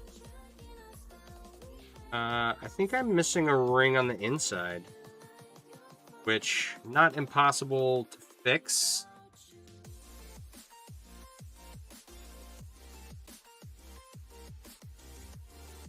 But it's going to be tricky. I can't see what I'm doing. Right? So I'm going to have to do this like upside down and backwards technique, which I don't recommend. Is that it right there? Okay. Hang on. I might have located it. In there, in that one. There, and there.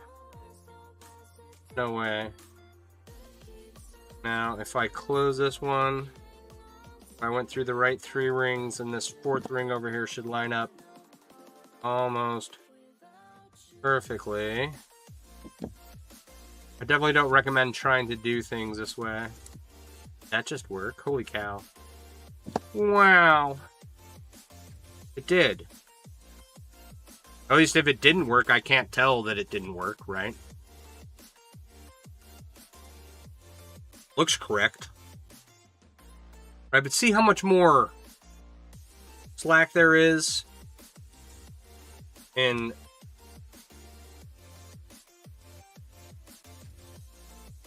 That's just going to pop off the pliers there. Okay.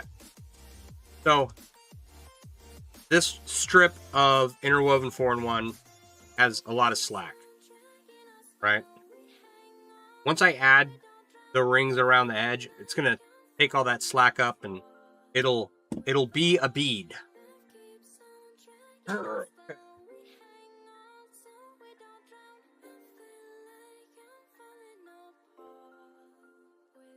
Nope. My pliers in the wrong hands.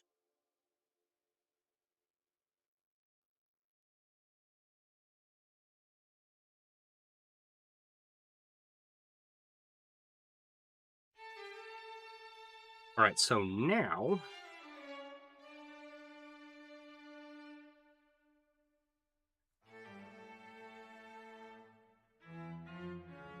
you just go around the outside,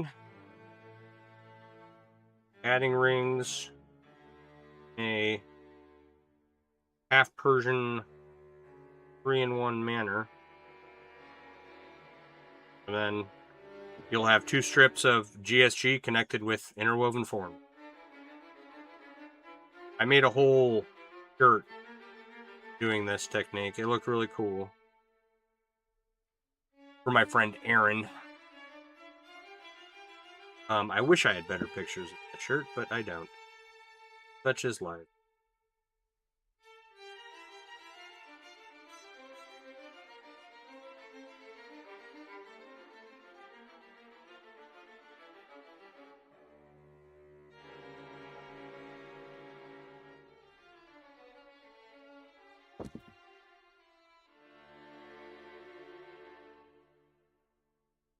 Alright, these do have a tendency to get really tight. And the last, it can be really hard to see where to put the last ring. But like, that's what you're going for. No,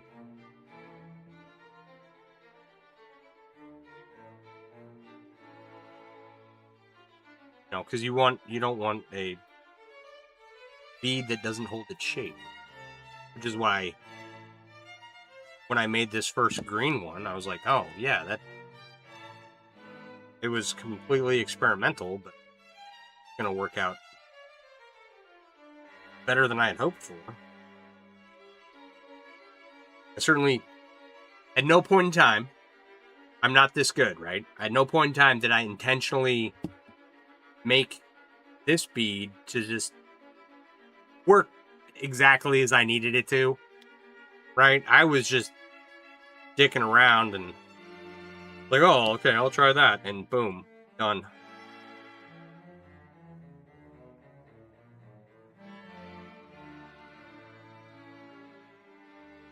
Out of there, let go. Not supposed to be in there.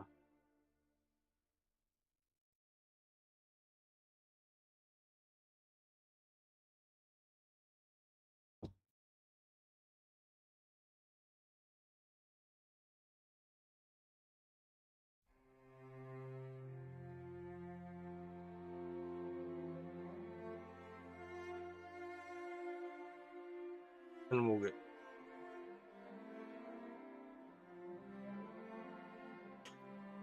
do this side, and then we'll do the other side. And then we will make a ring for the Pinecone, and I will feel accomplished. Layers in the jelly cube got done. A bead got made.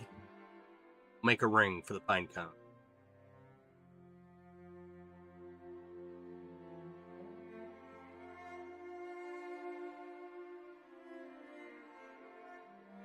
And hopefully we'll put in more hours later this week and get more done.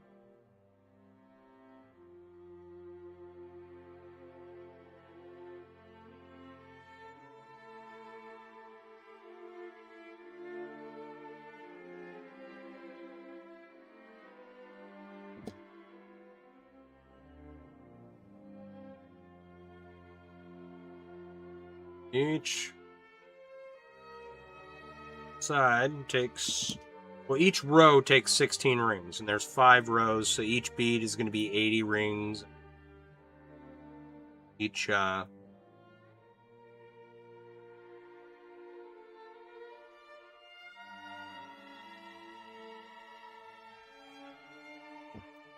bead will be 80 rings, and then it'll be like 4,000 rings total.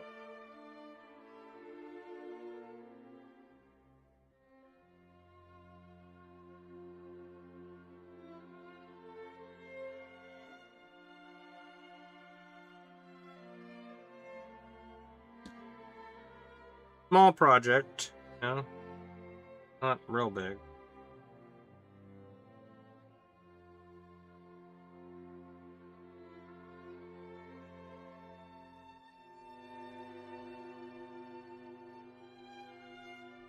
Okay, now I get to connect the 2 outside rings.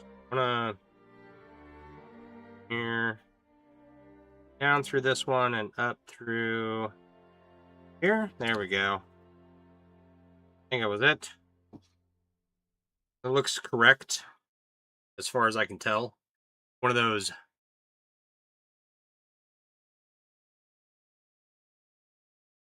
situations where if I can't tell that it's wrong, very few other people are going to be able to tell that it's wrong. But it looks correct to me. Pretty sure I wove it correctly. So I'm happy with it. Now the other side.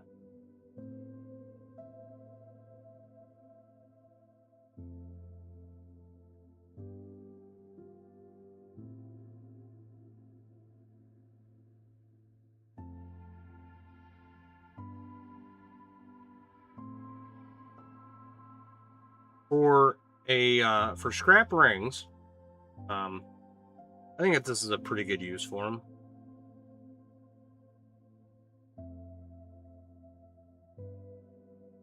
Wasn't going to do anything with them. They've been sitting in a container for God knows how long.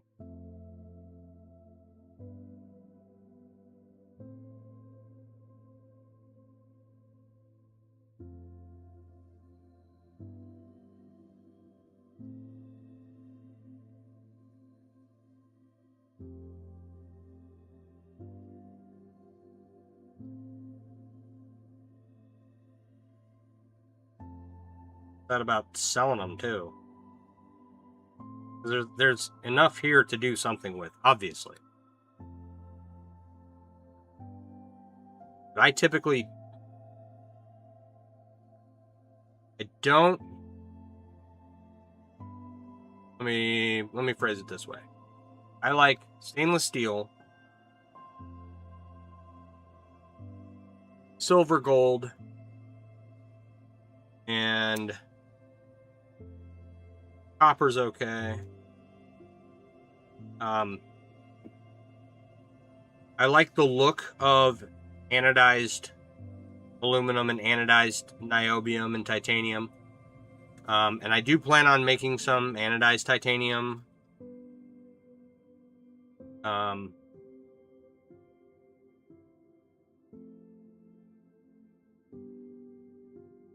think that anodized aluminum is best used in static pieces or pieces that don't move. I know a lot of people use them for jewelry, and no shade to them. But when I make a piece of jewelry, I like to use metals that will stay the same color for forever. That makes sense? You know, and they might tarnish, right? That's not what I'm saying. Anodized aluminum, well, depending on your skin, and I know some people who they can go through the color of an anodized aluminum ring very quickly because of the chemical makeup of their sweat, right? And, you know, don't get me wrong, anodized aluminum is not fragile, but it is subject to, if you're wearing it as jewelry, it's subject to your body's, subject to your body, subject to UV rays, subject to rubbing up against clothing, it's, you know, other rings, and if I'm going to put energy into making something, I want that to be as permanent as I can make it, so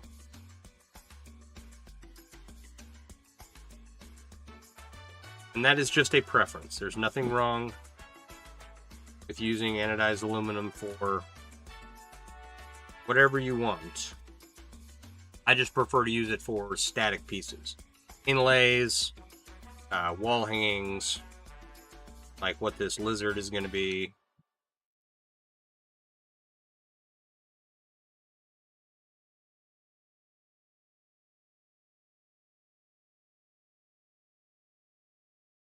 I think the orange rings are a little larger in diameter than the green.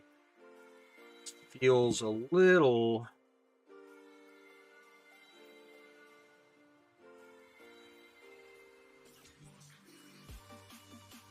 green. That's okay.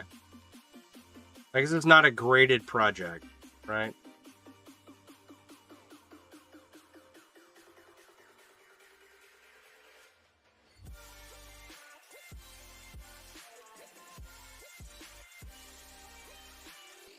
Or is it?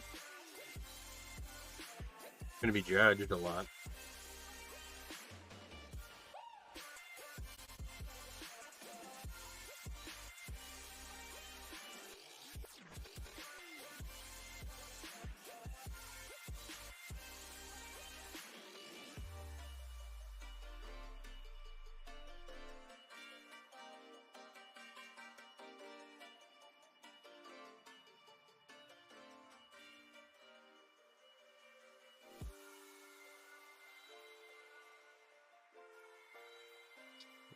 Oh, that one's...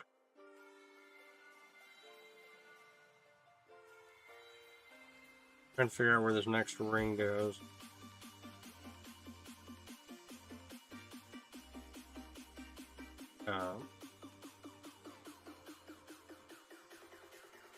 Alright. I am streaming whenever I can right now. Because I can't hold can't do a live stream scheduled because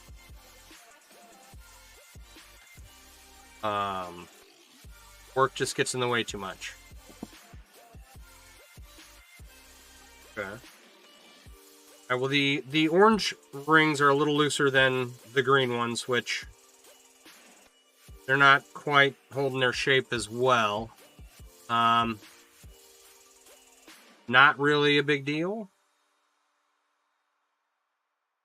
So, it looks good from your house. These, okay, the orange, I don't remember what they were for. The green were for the Finnegan's Wake tapestry. I don't remember if I ever ended up, I think I just bought the green and then it was too off color that I didn't end up using it. I don't remember what the orange was for.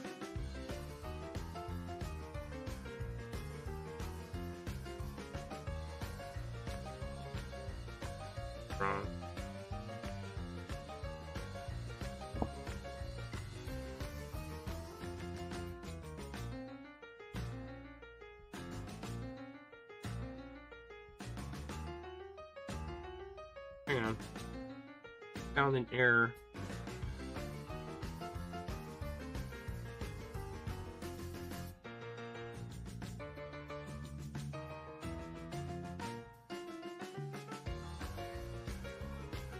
It's because this is going correct. Find. So I would love to be able to stream, you know, Monday through Friday every night, but my work schedule is just does not allow that, because there are many nights where I'm working till 10, 11 o'clock at night, and it's kind of whenever I can right now, trying to get back into it, because I got stuff that I need to get done, you know. And like before, I don't like sitting down here by myself talking to no one. You are appreciated as viewers, believe me. There. That's a little better. Now that it's correct. Okay.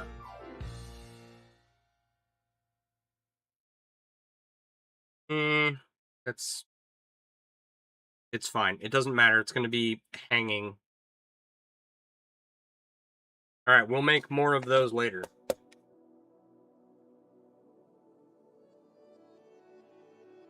$48 more to go. 2 done, 48 more to go. If we have enough rings, which is a good question. Sorry, I didn't realize I hadn't zoomed back out.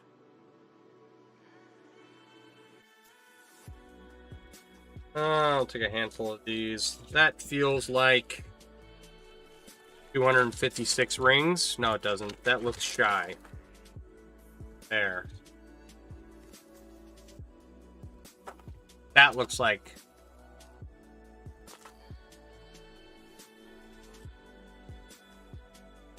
Look out for him, just hanging out watching. Yeah, I'm going to try and do more. And we'll sit and make stuff. Well, you've only done one live this year and none last year? Yeah.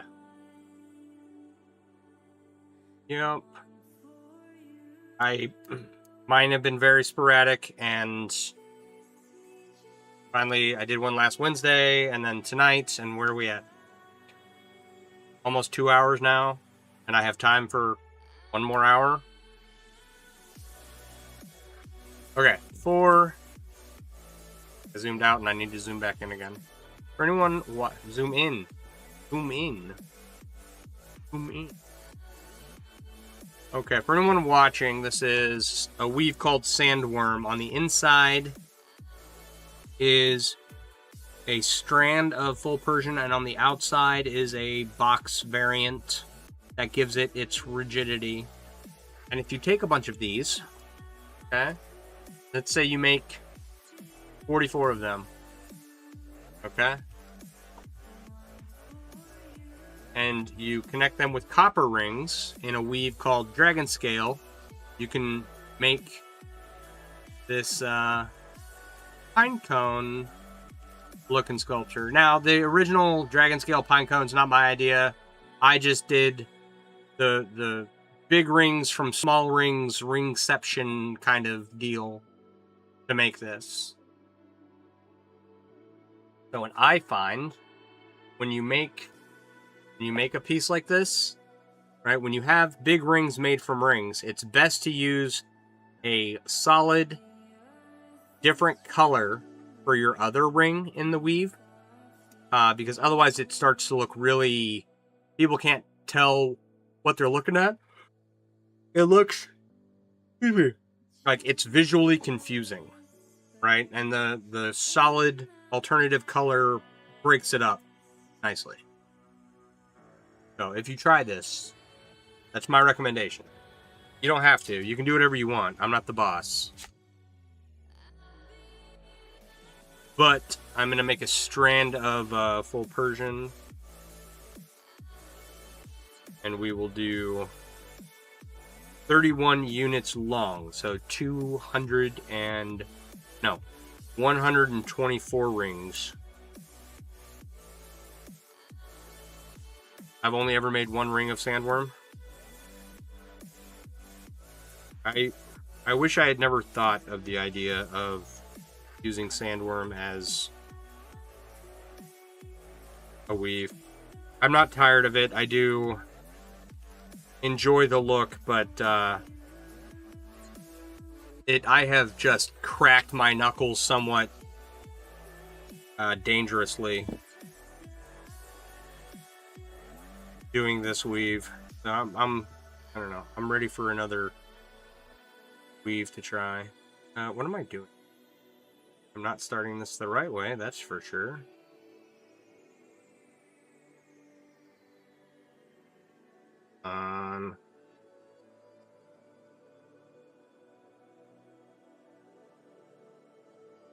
Full Persian's one of those weaves that looks complicated, and then once you do it, you're like, oh, that's easy.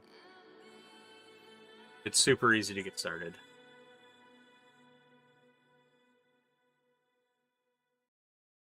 Use it as a cradle for a large snowflake of obsidian sphere. You sent me that picture. It's actually really, I think that was very good use of one sandworm ring. I had a sandworm ring like this as a keychain, and my son stole it when I lost my fleet car. So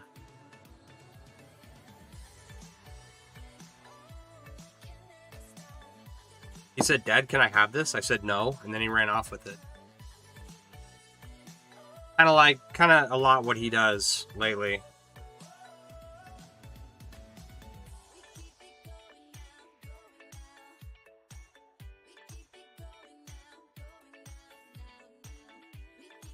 Gets told no, and then he tries to do it anyway.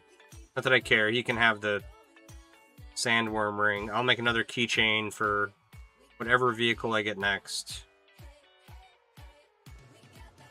Ah.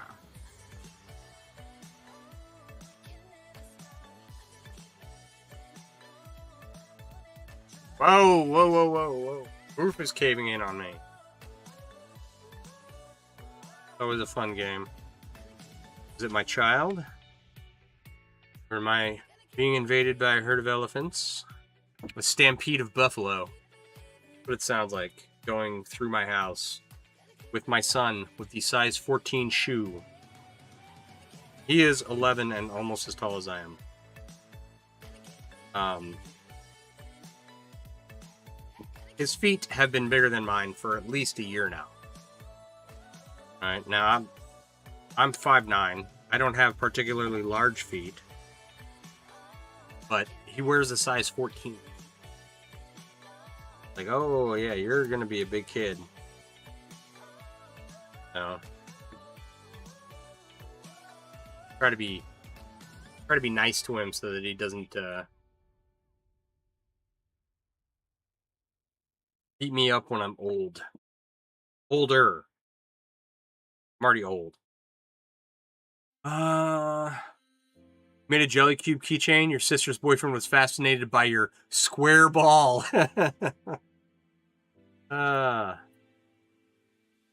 That's funny. Laughed until you couldn't breathe and gave it to him for Christmas. There you go. Wow, 11, I guess, has been longer than I thought. Yeah, time's going by quick. And, I've definitely had to prioritize other things the last couple of months, but Time to get back into it. And we'll see, like, I don't know, I may only be able to do a couple streams. Because I know that once school starts, I'm going to be very busy again.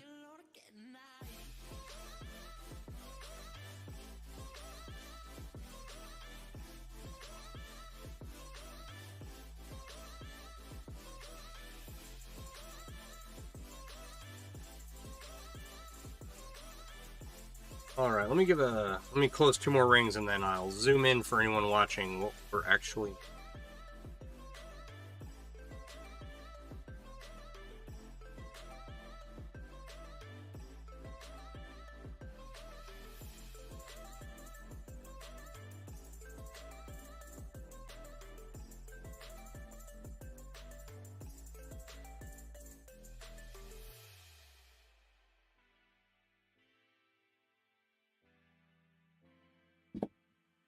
All right. Actually, I'll give you 2 examples here. I'm wearing one. My necklace is made from square wire rings. Okay? And they give off, they're super cool, right? But I wouldn't be able to make sandworm with these rings because there's not enough room, right? Whereas these 20 gauge 3/16, we can add, there's enough room to add rings to the outside, right? So this is the full Persian weave. Yeah, how much more can we in the frame? Is that it? That's it. I'm zoomed out. No. Okay. So each unit, there's 4 rings in each unit, right? So, and for sandworm, there's 4 rings on the inside and 4 rings on the outside, right? So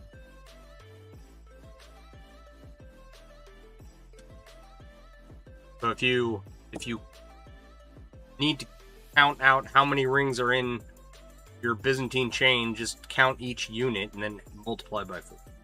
Was the point of that.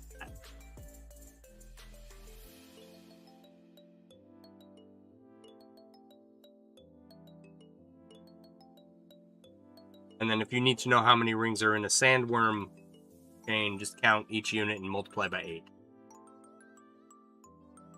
And then if you want to know how many rings are in a jelly cube, I don't remember what the formula is. It's something like 6n cubed plus 9n squared plus 3n or something. I don't know. It's ridiculous. Don't ask me about math because I'm the wrong guy. That's for smarter people.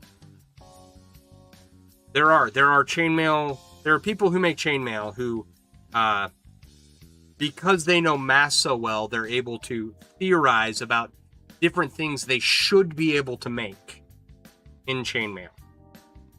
Right? At least that's how I understand what they're doing. Like, I figured out this tessellation by, knowing this about math and geometry, and it's like, I figured out this by experimenting with 500 different ring sizes and wasting a bunch of money. Anyway, my point is there are people that are much more smart. Yeah, it's very complicated and basically exponential. Yeah. The jelly cube math.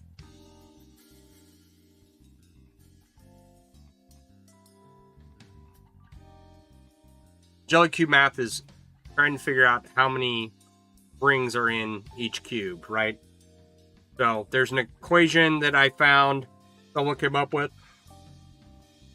Excuse me. There's a jelly cube calculator available on Google, the Google sheet, and it will tell you, based off how many rows you have or want, how many rings you need.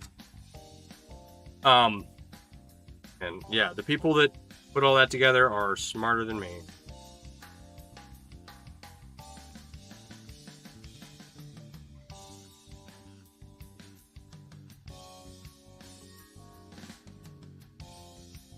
a lot of my projects are, okay, I see this weave, or I see this ring size, I know it can do this weave.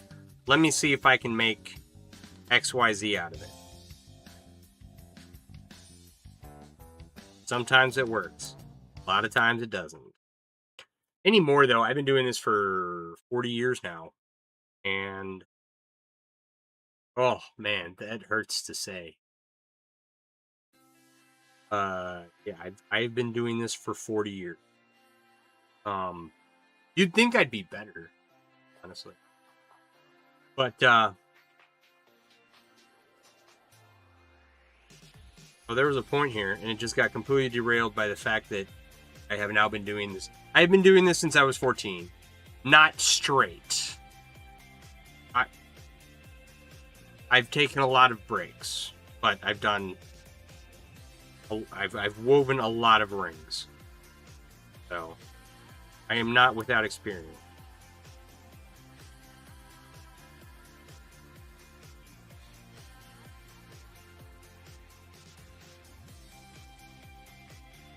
All right, come on. Most of the time when I attempt something, I have a fairly good idea of what I'm doing. Or I'm drawing on, something I tried before. But I don't have as many failures now. But still, even with 40 years experience, there are plenty of things that I try that don't work. 5x5x5 is 750, 10x10x10 is 6,000, yeah. So a 5x5x5 cube is 750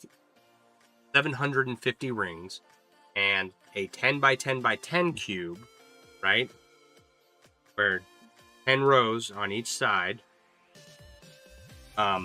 is 6,000. So you go from a 5x5, like a corner of this, okay, that's 750 rings in the corner, and then the whole thing 6,000. So, like, when you get up, I don't remember how many rings this is.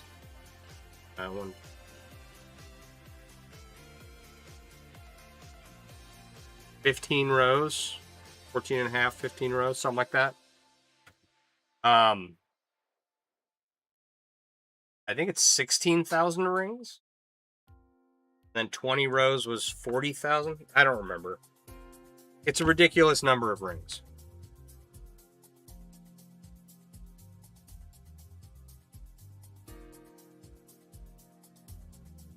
If you have a large cube like this to make is just as much effort to make a chainmail shirt, right? Like, they're very comparable in the amount of work they take.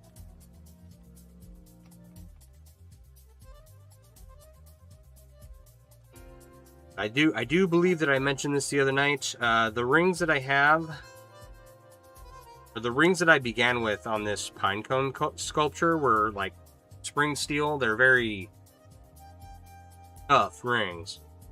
And then the rings I just got in from the Ring Lord, same size, but they are just dead soft. So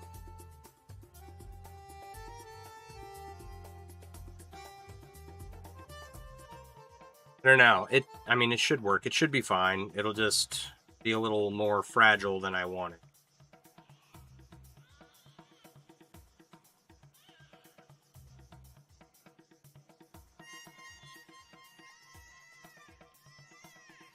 Yet. What really, like, it works. These rings work for what I'm doing.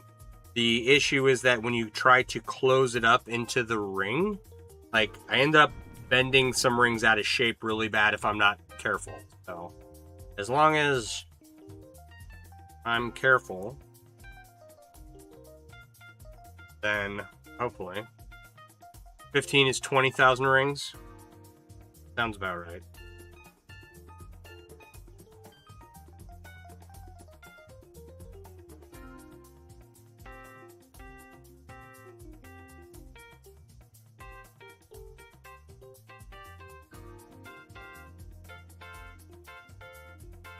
It's just a lot of rings to make a cube. They're fun though.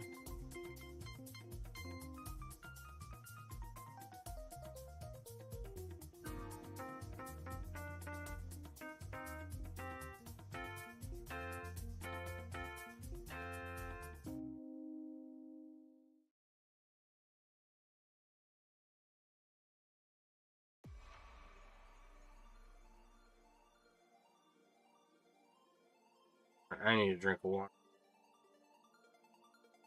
How's everybody doing? Is everybody hydrated?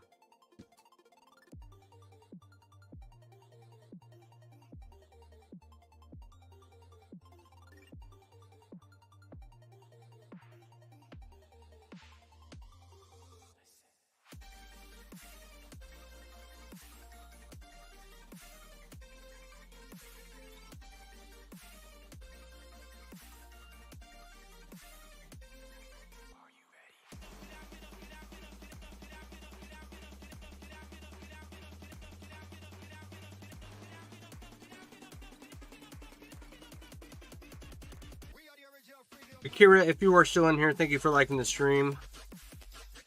Got that notification.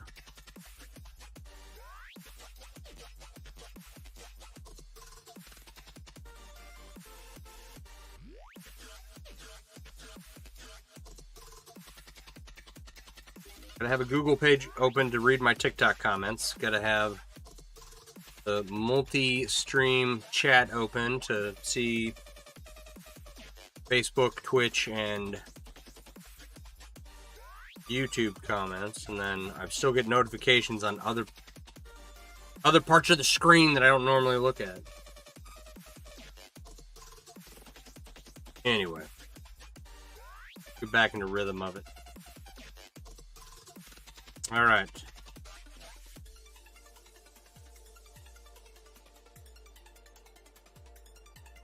Right now, I have some window visors on the way for my truck. I put fender flares on my truck. I just did a bunch of obnoxious stuff to my truck, and I love it. Like, I lifted it and put fender flares on, got bigger wheels, bigger tires. I did have a bunch of auto body repair done, and I am gonna seal the underside to encapsulate the rest. And then I had added window visors by Avis, and the driver's side, like, part of it became disconnected, didn't stick, and then it warped as well, so it looks terrible. But I bought new window visors that match my fender flares. It's gonna look way cooler. When I get those on, I'll post a picture to my Mailworks page over on Facebook.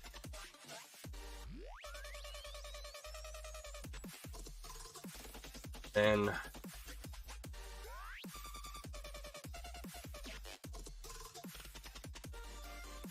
here, I just replaced a water heater. That wasn't fun. Now I'm poor. I got my kid's birthday coming up. Gotta get him something. He wants a computer. I don't want to buy the kid another screen ever. I just had to buy him a Chromebook for school. But he wants he plays games on his mom's laptop, which is not the hottest computer in the world. And so he wants his own, you know, a desktop with the cool case and the lights and everything, and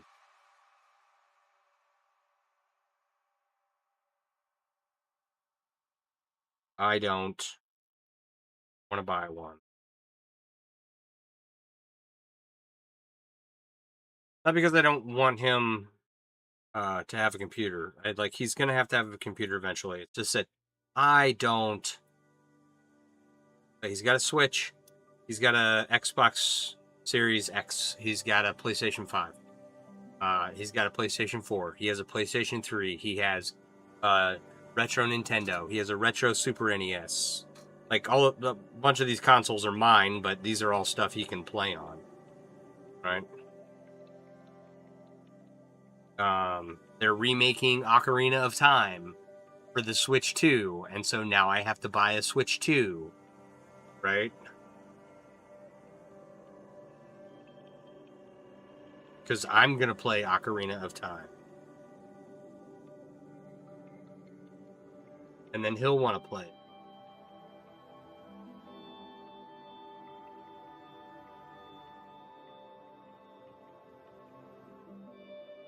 So I don't want to buy any more screens for my son ever because he plays too many video games as it is.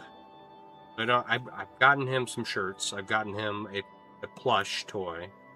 Like, he's 11. I don't know what else to get him, but I've got like 2 weeks, and then he just wants to have a couple of friends over.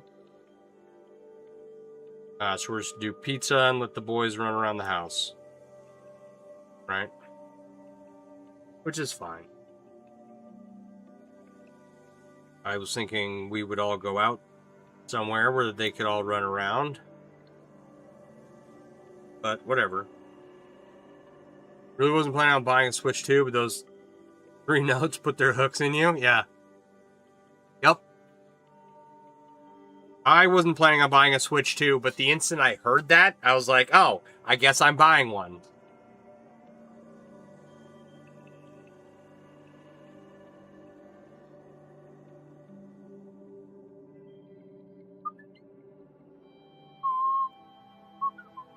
I don't remember if that's the Ocarina of Time song, but it's one of the Legend of Zelda songs.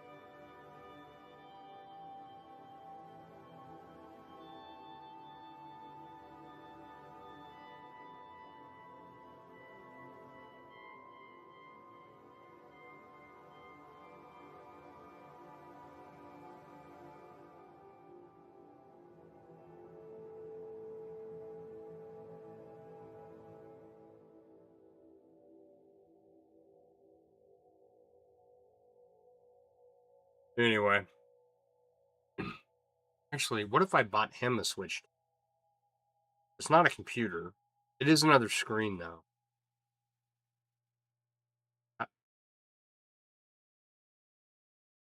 I can get him a computer later.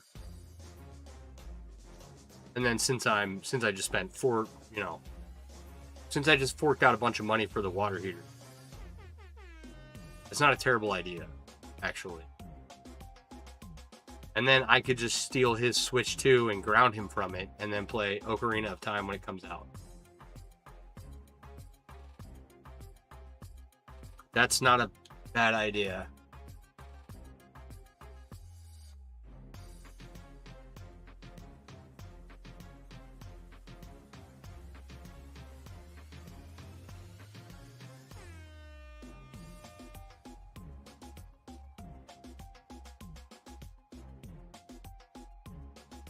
I'm writing this down. Yeah, I will get him a Switch 2. He's right above me, so I don't want him to hear me. We'll get him that instead of a computer, and then that way I don't have to pay for a computer. Even though Switch 2s aren't cheap, they're less expensive for a computer, and then I can potentially get him a computer for Christmas. So that'll give me some time, right? Like, I'm not broke. I'm not going bankrupt or anything. I just spent a ton of money on a water heater. So my pocket change is a little, empty. And I gotta buy a car for work. Because I love driving around my truck that I put a bunch of money into. But, yeah, it's 15 years old. I don't know. Should I just drive it into the ground? I don't know. I don't want to. If I drove it in the ground, if I drove my truck into the ground, then I would have to buy another work vehicle after the truck was driven into the ground, right? I should just go buy another work vehicle. It'll be fine. And then continue to do stupid stuff to my truck. Right?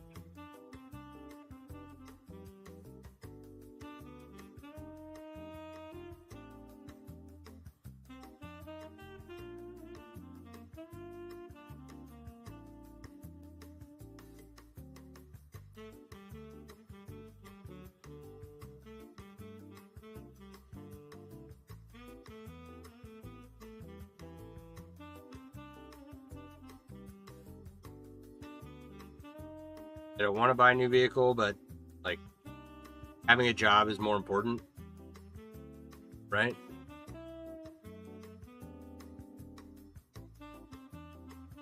That's a plan. I will go looking for a new vehicle probably around Labor Day. Hopefully there's some sort of sale or 0% off or something. Hopefully between now and then I can get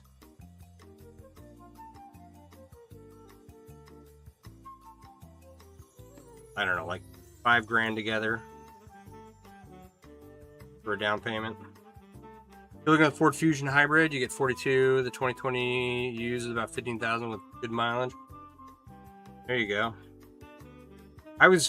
My niece bought a Honda CR-V Hybrid, right? And the Chevy Malibu that I drove for work had a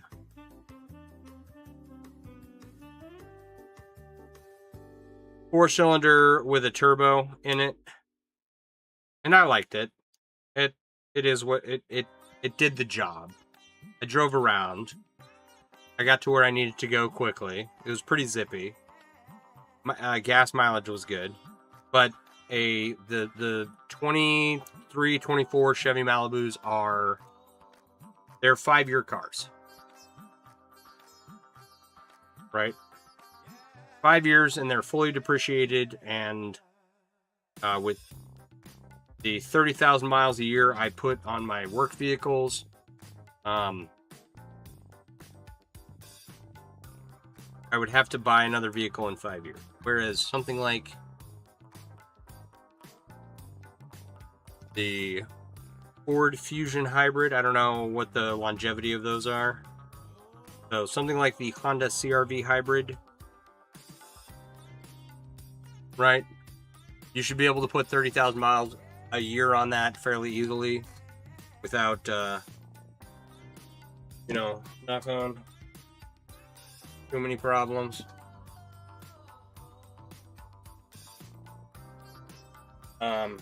So who knows?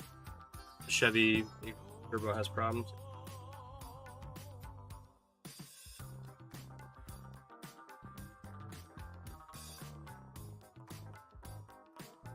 So, I don't know. I don't know what car to buy. I don't know. I don't want to go buy a new car.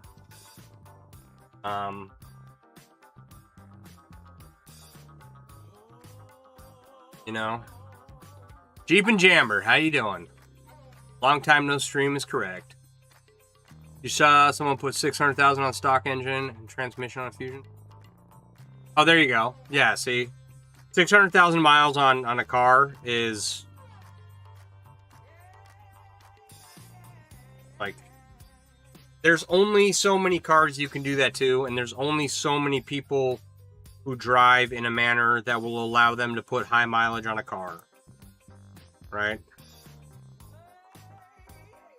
Oh. Yeah, so Jeep and Jamber. We're doing well. Talking about having to buy new cars and all that garbage. So I'm going to try, like my truck, if I put 10,000 miles a year on my truck should last me another 10 years, right? That truck probably has 160,000 miles on it right now. It'll probably get me another 100,000 total. Okay. Maybe more if I take good care of it. It's been well taken care of so far, right? I could see 300,000 to 400,000 miles on the truck. It just depends. Like, what falls apart, first. I just had a bunch of the body fixed. I just had the major issues with the engine that I have been repaired. Right?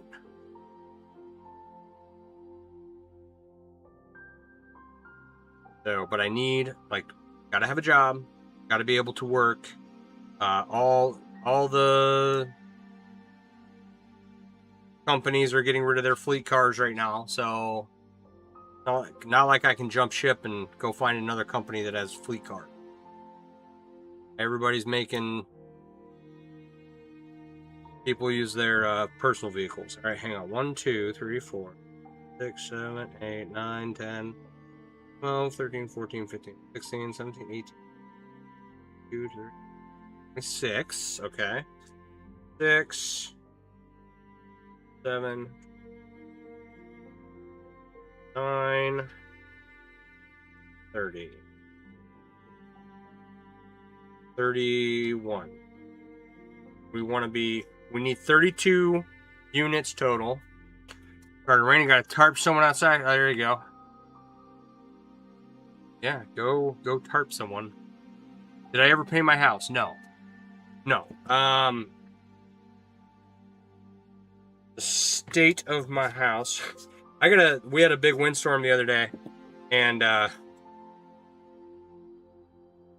something hit my front door. Right? Knocked a big old paint chip off my front door. It'll be fine. I'll get it taken care of.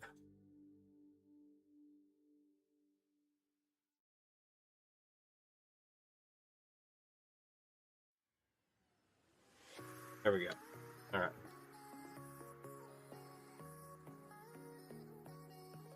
I have a lot of plans for the house. I knew the water heater was gonna go at some point. Fortunately, I had the money to pay for it to be replaced out of, on hand. So it wasn't that big a deal. It was just like, that was all my pocket money for doing stuff, and then I couldn't do stuff, so. But no, right now, my truck's been getting all the attention. Yeah, the house needed to be painted. There's a couple, oh my gosh. So, a chipmunk got, let me start further back. A couple years ago, I had the garage door spring replaced, right? Okay, got that done. That spring should last me a good long time.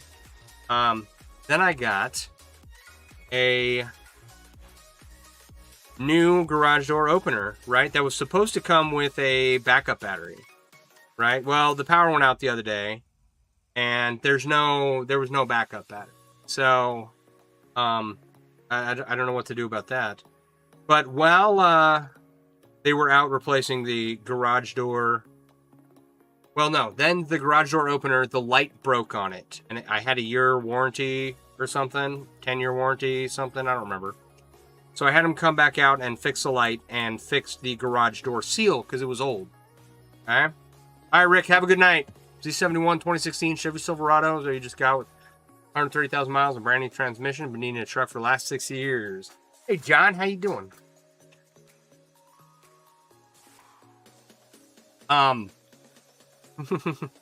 Okay, so new garage door spring, new garage door opener, needs a battery backup. I don't know what happened there. New garage door seal, right, goes along the bottom of the garage door, seals it in.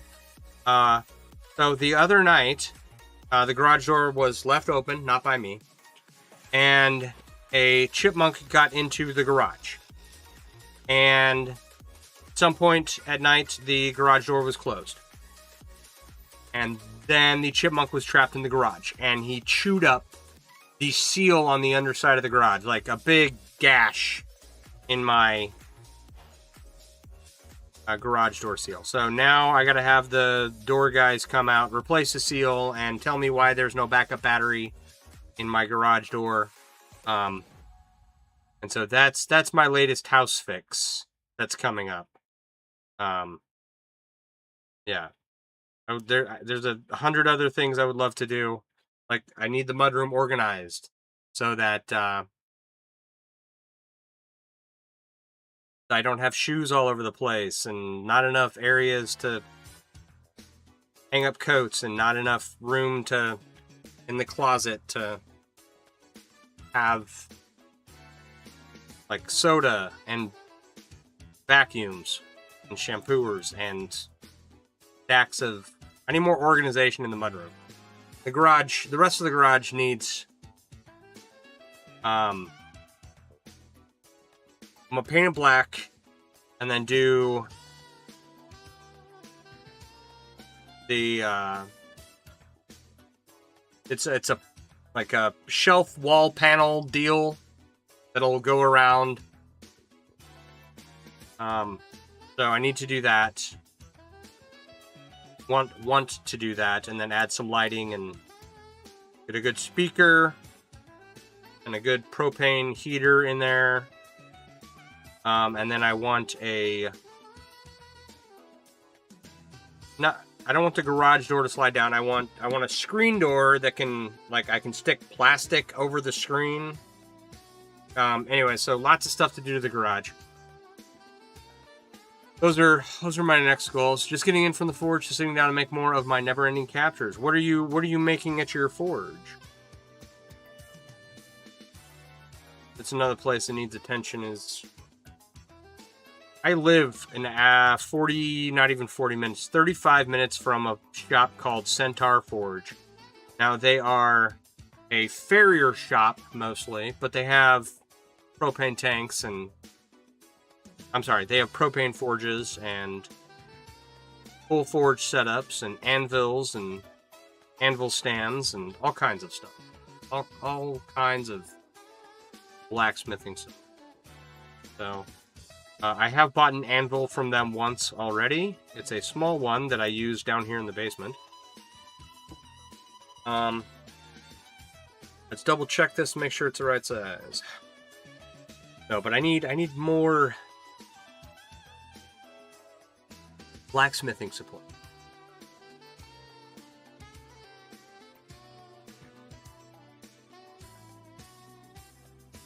18, 19, 20, 24.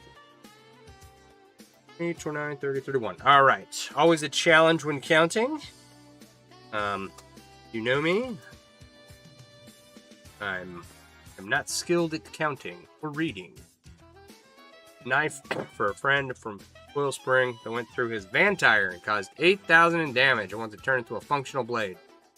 Ay, ay, ay. Oh. Yeah, having stuff go through your van tires is not fun. Where are we at here?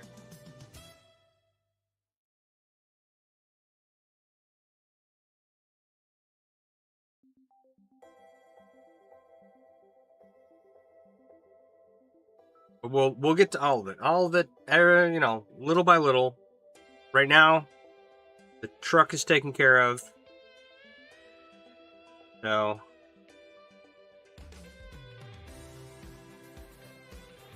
there was actually a lot of auto body repair that I was not expecting. Which is fine. I'm glad I got it done, but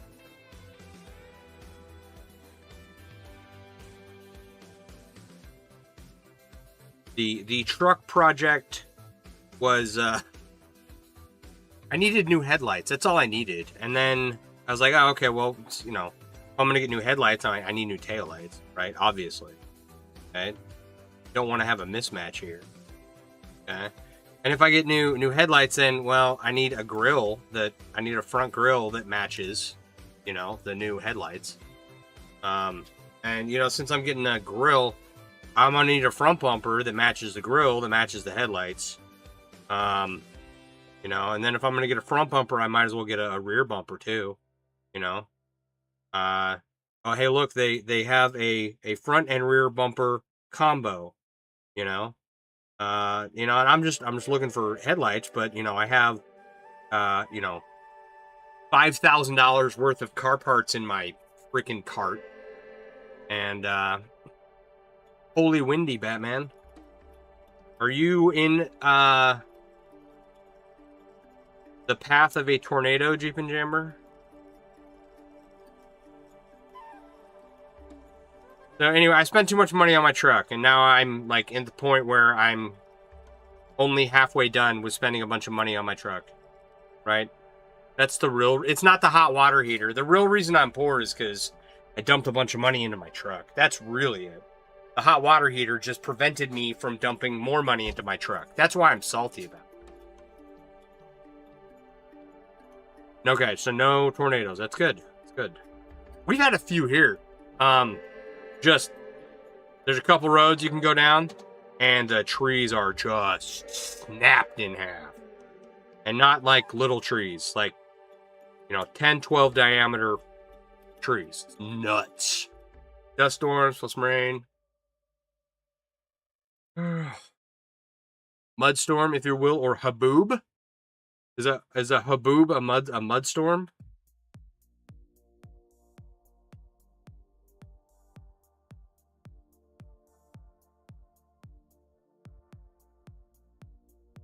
Alrighty. Yeah. Don't. This is a part that sucks. There we go.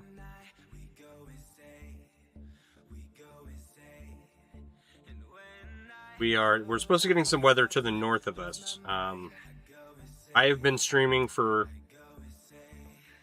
2.5 hours, and the weather channel said between 5 and 11 maybe in our area. So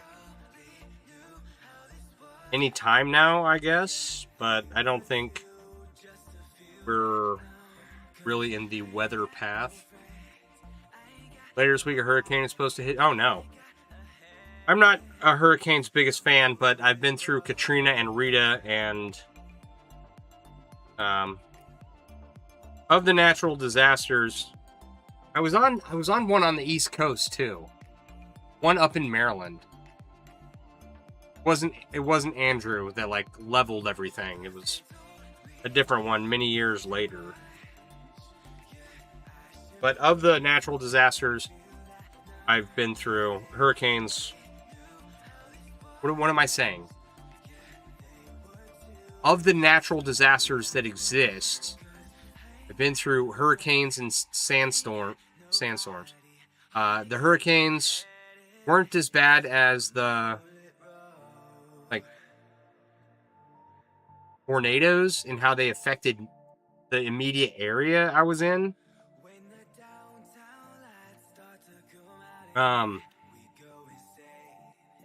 Right, because the tornadoes near me have been very close, like a couple streets over. Okay. Whereas the hurricanes, like, yeah, they cause a lot of damage and destruction over a huge area, but it wasn't like 2 blocks away, Haboob's intense dust or sandstorm caused by downdrafts of collapsing thunderstorms in arid or semi-arid regions. Glass Cannon has rated you with a party of 12. Alright, that's over on Twitch. Will this get picked up? Short Bus has followed. Thank you for the follow, much appreciated. We were getting notifications from Twitch earlier. Let's see if we are... I don't have a raid alarm. Red Dog has followed. Thank you. Thank you. Hello, Glass Cannon. How are you? Did you get your stuff fixed? I'm wondering if a haboob is the same as like the sandstorms in Iraq. Red Dog, how you doing? You got your stuff fixed? That's good to hear. D. Arundel has followed. Thank you for the follow. Much appreciated. Threw some mortar on some junk and it seemed less junky. There you go.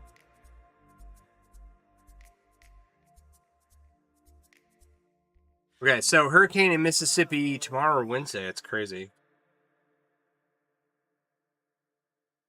And we're having some wild weather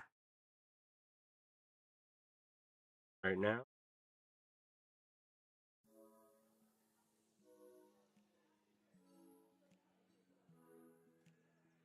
Am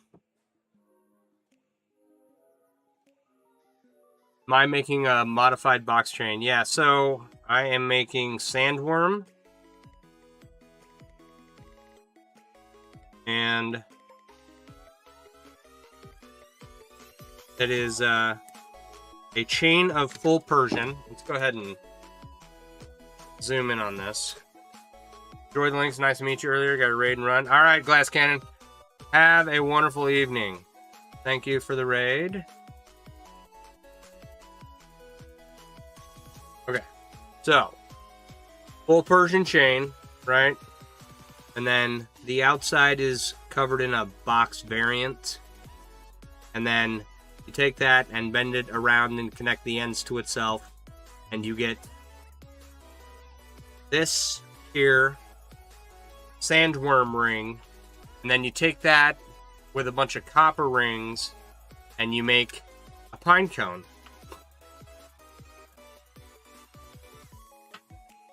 So that's what I'm trying to work on.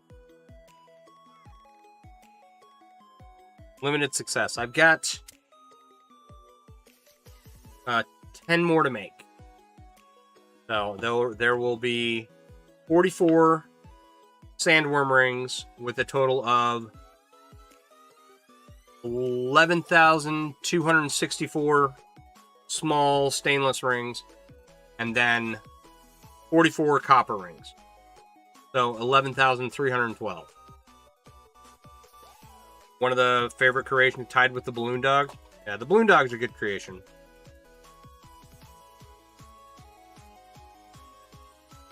Here. Alright. I got a lot of viewers. If anybody who's watching has never seen the Chainmail balloon dog, right? This is my Chainmail balloon dog. I'm not sure how to get a good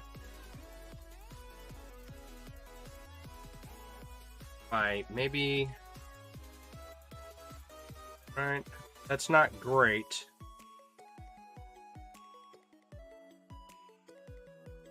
Kind of as good as it's for anyone. Oh, you know what else I can do? For anyone on a horizontal, this one, we might, hang on. There you go. This is my Chainmail balloon dog. He sits.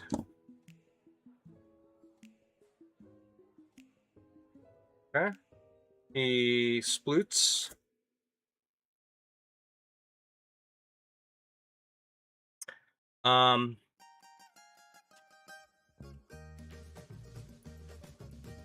What else does he do? He bows.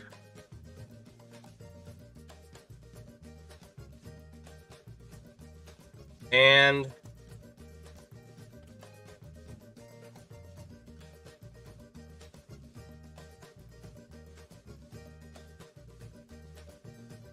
shits.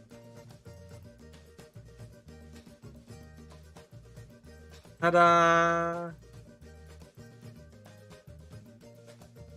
He is filled with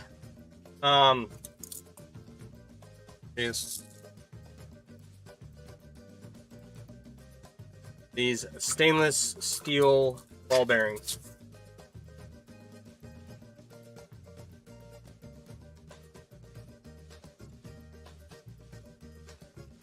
All right.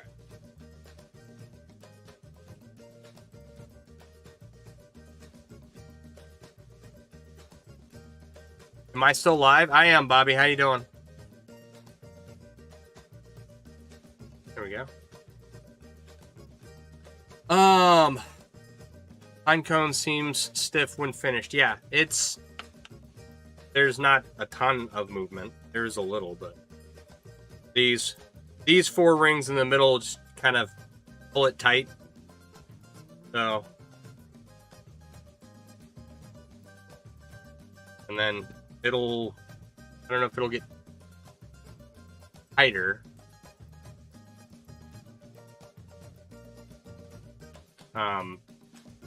There should be a little give to it, but not much. It will hold itself in place.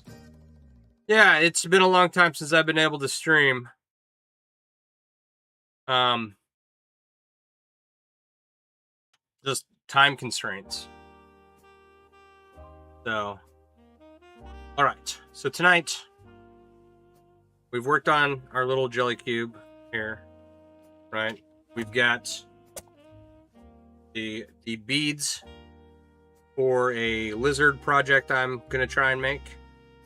And then not this. What am I doing? And we're working on one of these sandworm rings for the Pinecone. For anyone wondering what we've been up to, bit dried out. Once he adds water, it will become more bendable. Yeah. You gotta light the pine cones on fire so that they spread their seed.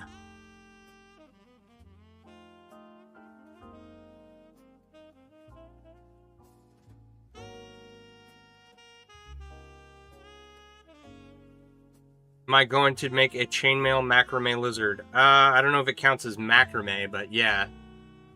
It's take 50 beads and then loop them together to make a lizard looking thing.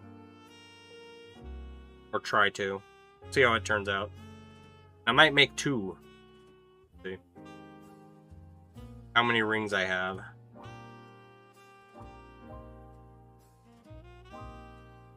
I think I at least have enough rings for one.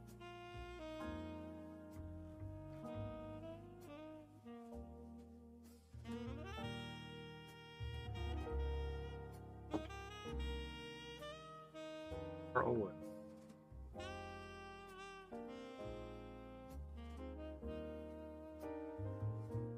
Wild to catch you isn't a bit late. Yeah, it's late. I'm gonna try and finish this ring. And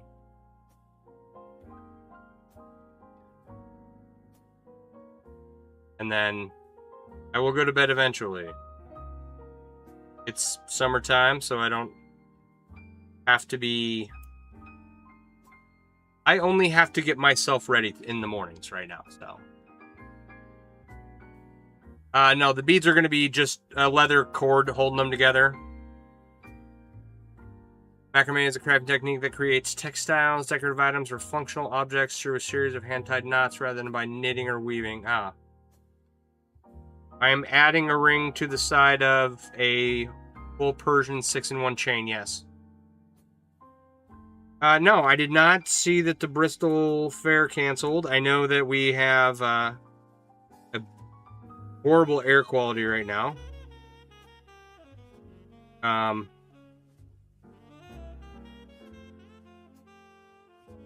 I have not paid attention to what the Bristol Renaissance Fair is doing at all. So, when you add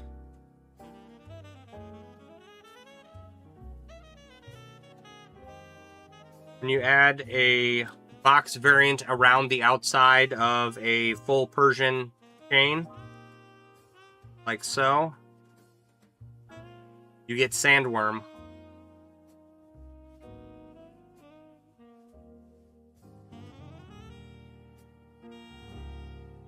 Sandworm is, more rigid than regular full Persian and allows you to build stuff like, I don't know, giant ringception cubes with 40,000 rings in them. Due to the air quality, 2 weeks in a row, too expensive to make it worth the trip. Yeah. You're gonna use leather to tie it off. Technically qualifies macrame. I mean, I guess I don't. I'm just making the little lizard keychain everyone made in like middle school or whatever with that one.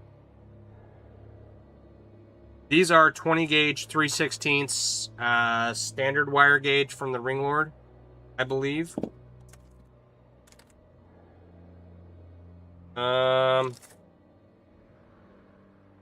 Yeah, I think they're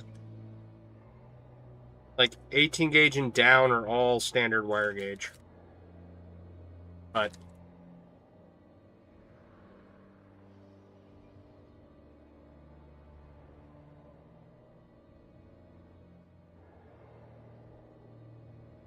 the hybrid.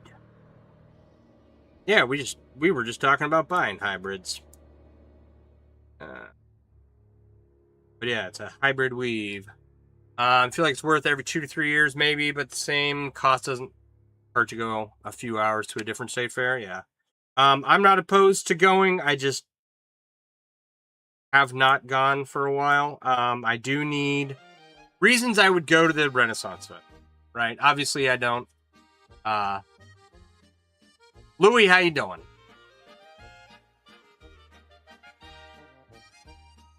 I got. I don't need chainmail. I can make my own, right? For starters, it's always fun to buy someone else, but you know. So I would go to a Renaissance Festival for things that I can't make myself, and I don't have any swords in my basement. I have a spear. I don't have a sword in my basement. And maybe I should rectify that. Mental Lizard Project is a hybrid, half male, half Mac. Oh, okay. I thought you were talking about the weave I was weaving as a hybrid of 2 different weaves together, one inside the other.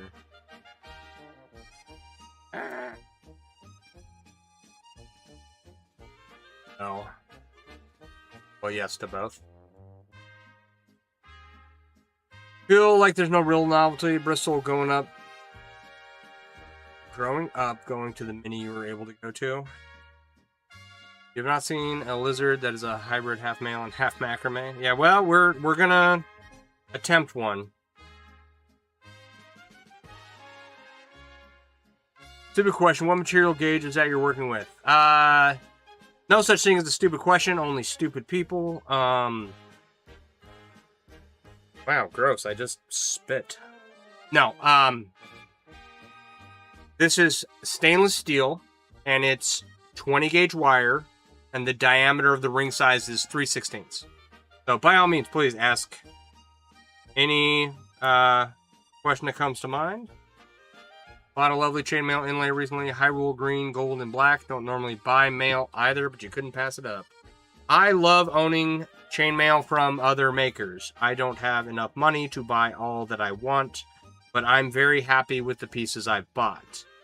I have an inlay from Josh Bracken. I have a lamp from someone else. I don't remember. I have 2 lamps from her. Scale mail lampshades. Yeah.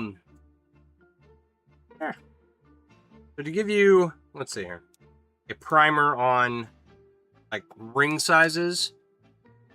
All right, this is a 20 gauge 3/16 ring. Give me 1 ring. I don't need to pull out the whole bin of rings. All my orange rings are tangled together. Right. These are 18 gauge 1/4 inch rings.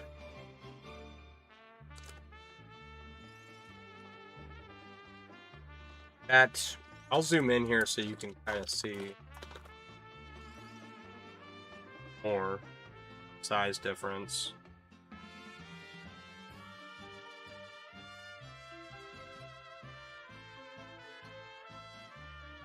Okay, so these 3 are all approximately the same wire diameter, right? These are all 18 gauge. So these are 1/4 inch rings. This is 18 gauge 1/8, and this is 20 gauge 3/16. I don't know. Do you want to? I have more ring sizes laying around. Not really. So,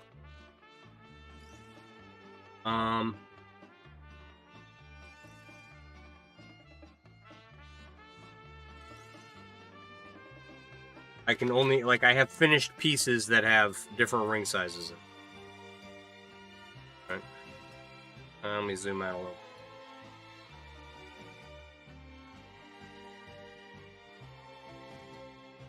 These are like a little bigger than 18 gauge and a quarter. These are 16 gauge. I don't remember what ring size. I didn't make this. I bought this for someone else. Do you do chain only or scale also or others? What is the heaviest gauge you typically use? Hang on. Okay. Louis, yes, realistically, all of this is 20 gauge. That'll focus. Right? And I don't do a ton of this, but I've done a lot. Here's another example. 20 gauge rings. Right? And I don't go much smaller. Eyesight and just I don't have any desire to, but you can. People do. Short bus.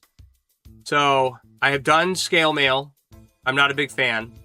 The heaviest gauge I typically use, I range anywhere from 20 gauge to on hand right now I have 20 to 16. Right? And I started with 14 gauge wire, like 14 gauge galvanized fence wire from Home Depot. I don't recommend that stuff. No, I've never tried 3/16 20 gauge for candy cane. Maybe with the previous rings I had from the Ring Lord, they were a bit springier. Those would have done a little better. For candy cane cord, but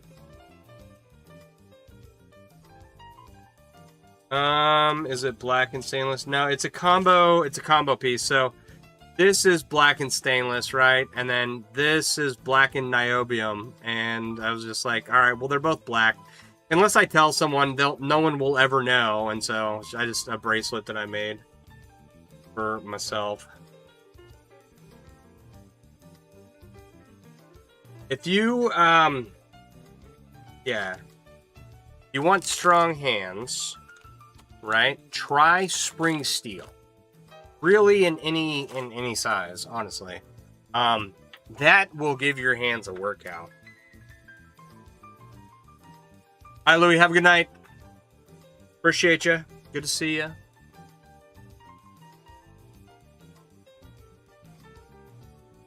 So what I'm working with right now is dead soft, and it's going to be, I'm worried about it holding its shape once it's in the Pinecone sculpture, but I'm sure it'll be fine. This is, I'm not welding all the ring closures on this. So it doesn't really matter.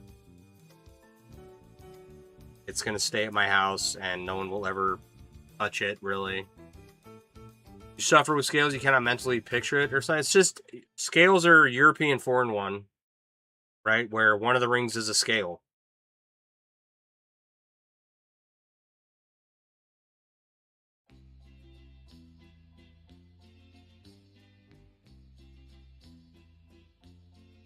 I actually have some scales.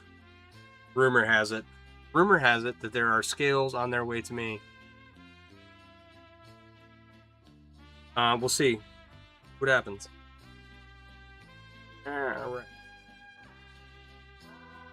And then I need to order some more rings. Well, I don't need to order any more rings.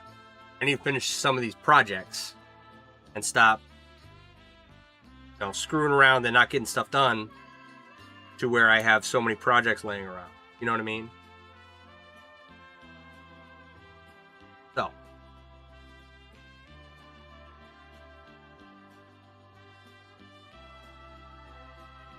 One little bit at a time. Lots of stuff to do.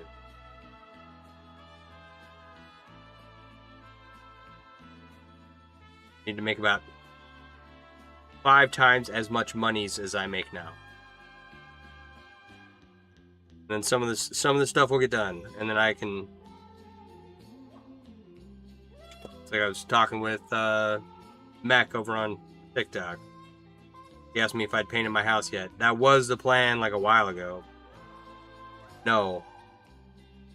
You know, the water heater went out.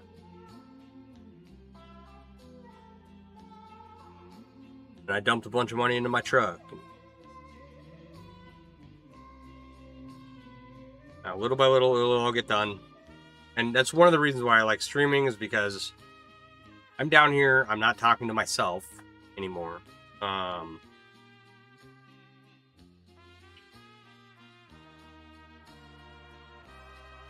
I can sit and do this for a few hours and get a bunch of stuff done. I don't have to do it alone. But it's like, how many times do you come across chainmail in the real world? Like, almost never, right? You have a couple hundred AA large blue scales someone gave you, but when you try to do the scale mail, your shapes come out wonky.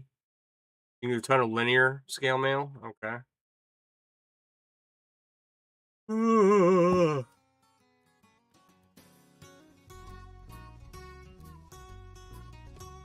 Right. John has been using grade 630 as it is Martin Siddick versus 04 being Austin Iddick. And he can only work hard in it. So 630 can be annealed and worked, then hardened in an oven. Oh yeah, there you go. There you go. That's what you want. You want to make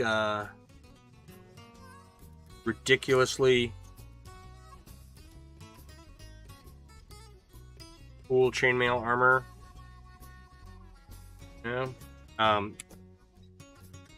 So back in the day, when chainmail first started really being a thing historically, like, quality of the steel back then wasn't exactly great. It's like mild steel, so it rusts very easily. The purity was low. But yeah, if you can make a hardenable chainmail that, you know, you don't want it too hard, you don't want it shattering on impact, but if you can make it so that it packs a punch, or takes a punch, or takes a blade, or whatever. Hardened steel is really fantastic, just in case anyone was wondering.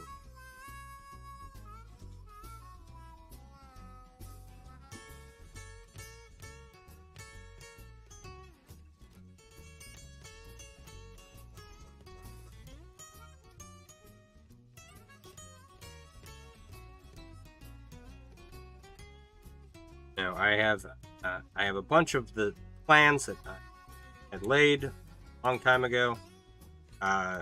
Waylaid. I have been working, basically. And I'm going to try and stream routinely. We'll see. Because if I don't stream, then projects don't get done, right? That's kind of how it's been. The armor will survive. The occupant is questionable.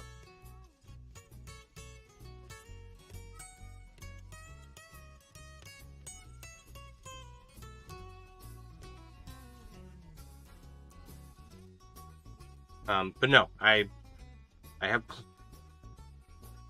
goals to complete many projects and get back into the swing of things. Honestly, though, it's been quite some time of just being overwhelmed with work. So I'm not saying that I'm not still overwhelmed with work. But I'm at a place where I can handle work for now. That's always subject to change.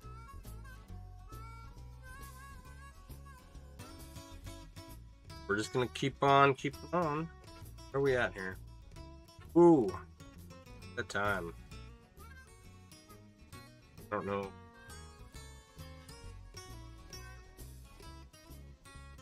Night, but these take about 2.5 hours to make. one ring. We were streaming the other night, and it, within this didn't take 2.5 hours. I'm trying to think here. It's taken an hour to get this far, so maybe an hour and a half without screwing around too much. Maybe I was screwing around, and it took me longer. Because it's only been an hour and a half. Hour for this, so probably another half an hour to finish. Lead ammo splashes through like shrapnel, green steel tips laugh at 1/16 inch of a wire. Yeah. No, I don't. I think hardenable chainmail is cool. Trying to make chainmail bulletproof is... No, it's not going to happen, right?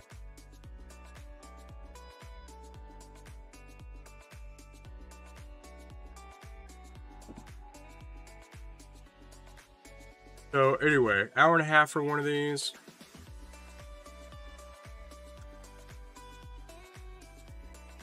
Well, almost my bed.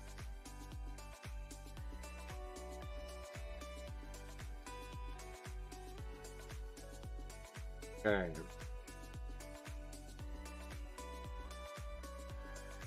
They do take a hot minute, so just weaving both chains, the inside and the outside, is a pain. Time consuming, obviously. This is a good project if you don't look at my closures. Okay.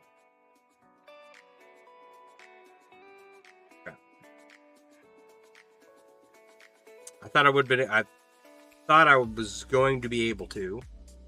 I'm losing it. I thought I was going to be able to finish this tonight, but got some layers on here. We got another bead done for this macrame lizard thing. I don't know what to call it. I gotta look into gotta make sure I understand what macrame is. All right, and then we got over halfway on this ring. Connecting these takes an exorbitant amount of time, so it might still take 2.5 hours. I bet if I shut up and just finished it, it wouldn't, but I am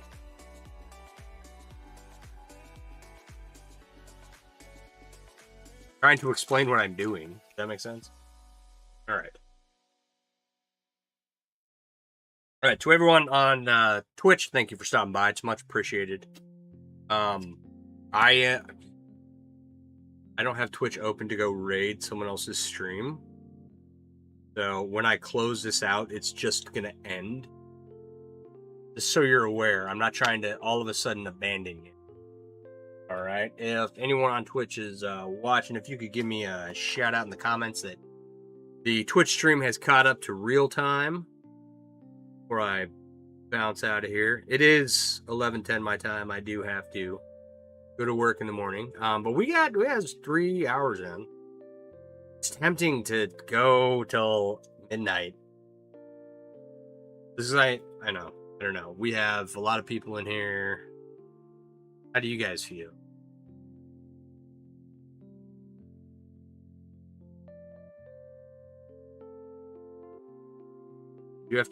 I don't have to get up too early. I only have to take care of myself tomorrow morning.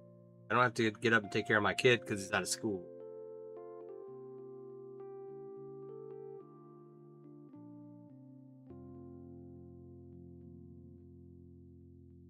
A Jeep and Jammer. Okay. TikTok's been pretty much a couple people in there, but they ain't saying much. They're just hanging out. We were talking earlier.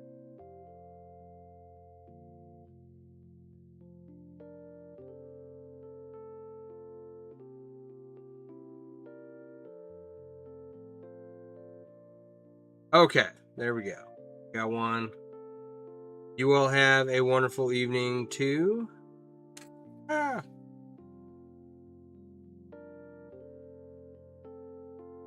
We will try and do this, and you know, these projects do take a long time, and so I have a tendency to work on the same thing over and over again, but we do eventually get through, you know, these bigger projects. And then we move on to the next best thing, which is whatever chainmail idea I come up with next. Or it's whatever chainmail idea someone in the comments comes up with and I take credit for. I've never done that I'm aware of. All right, I am going to call it a night. I need to call it a night. All right. You guys have been wonderful. Thank you for stopping by. All right. Have a good one.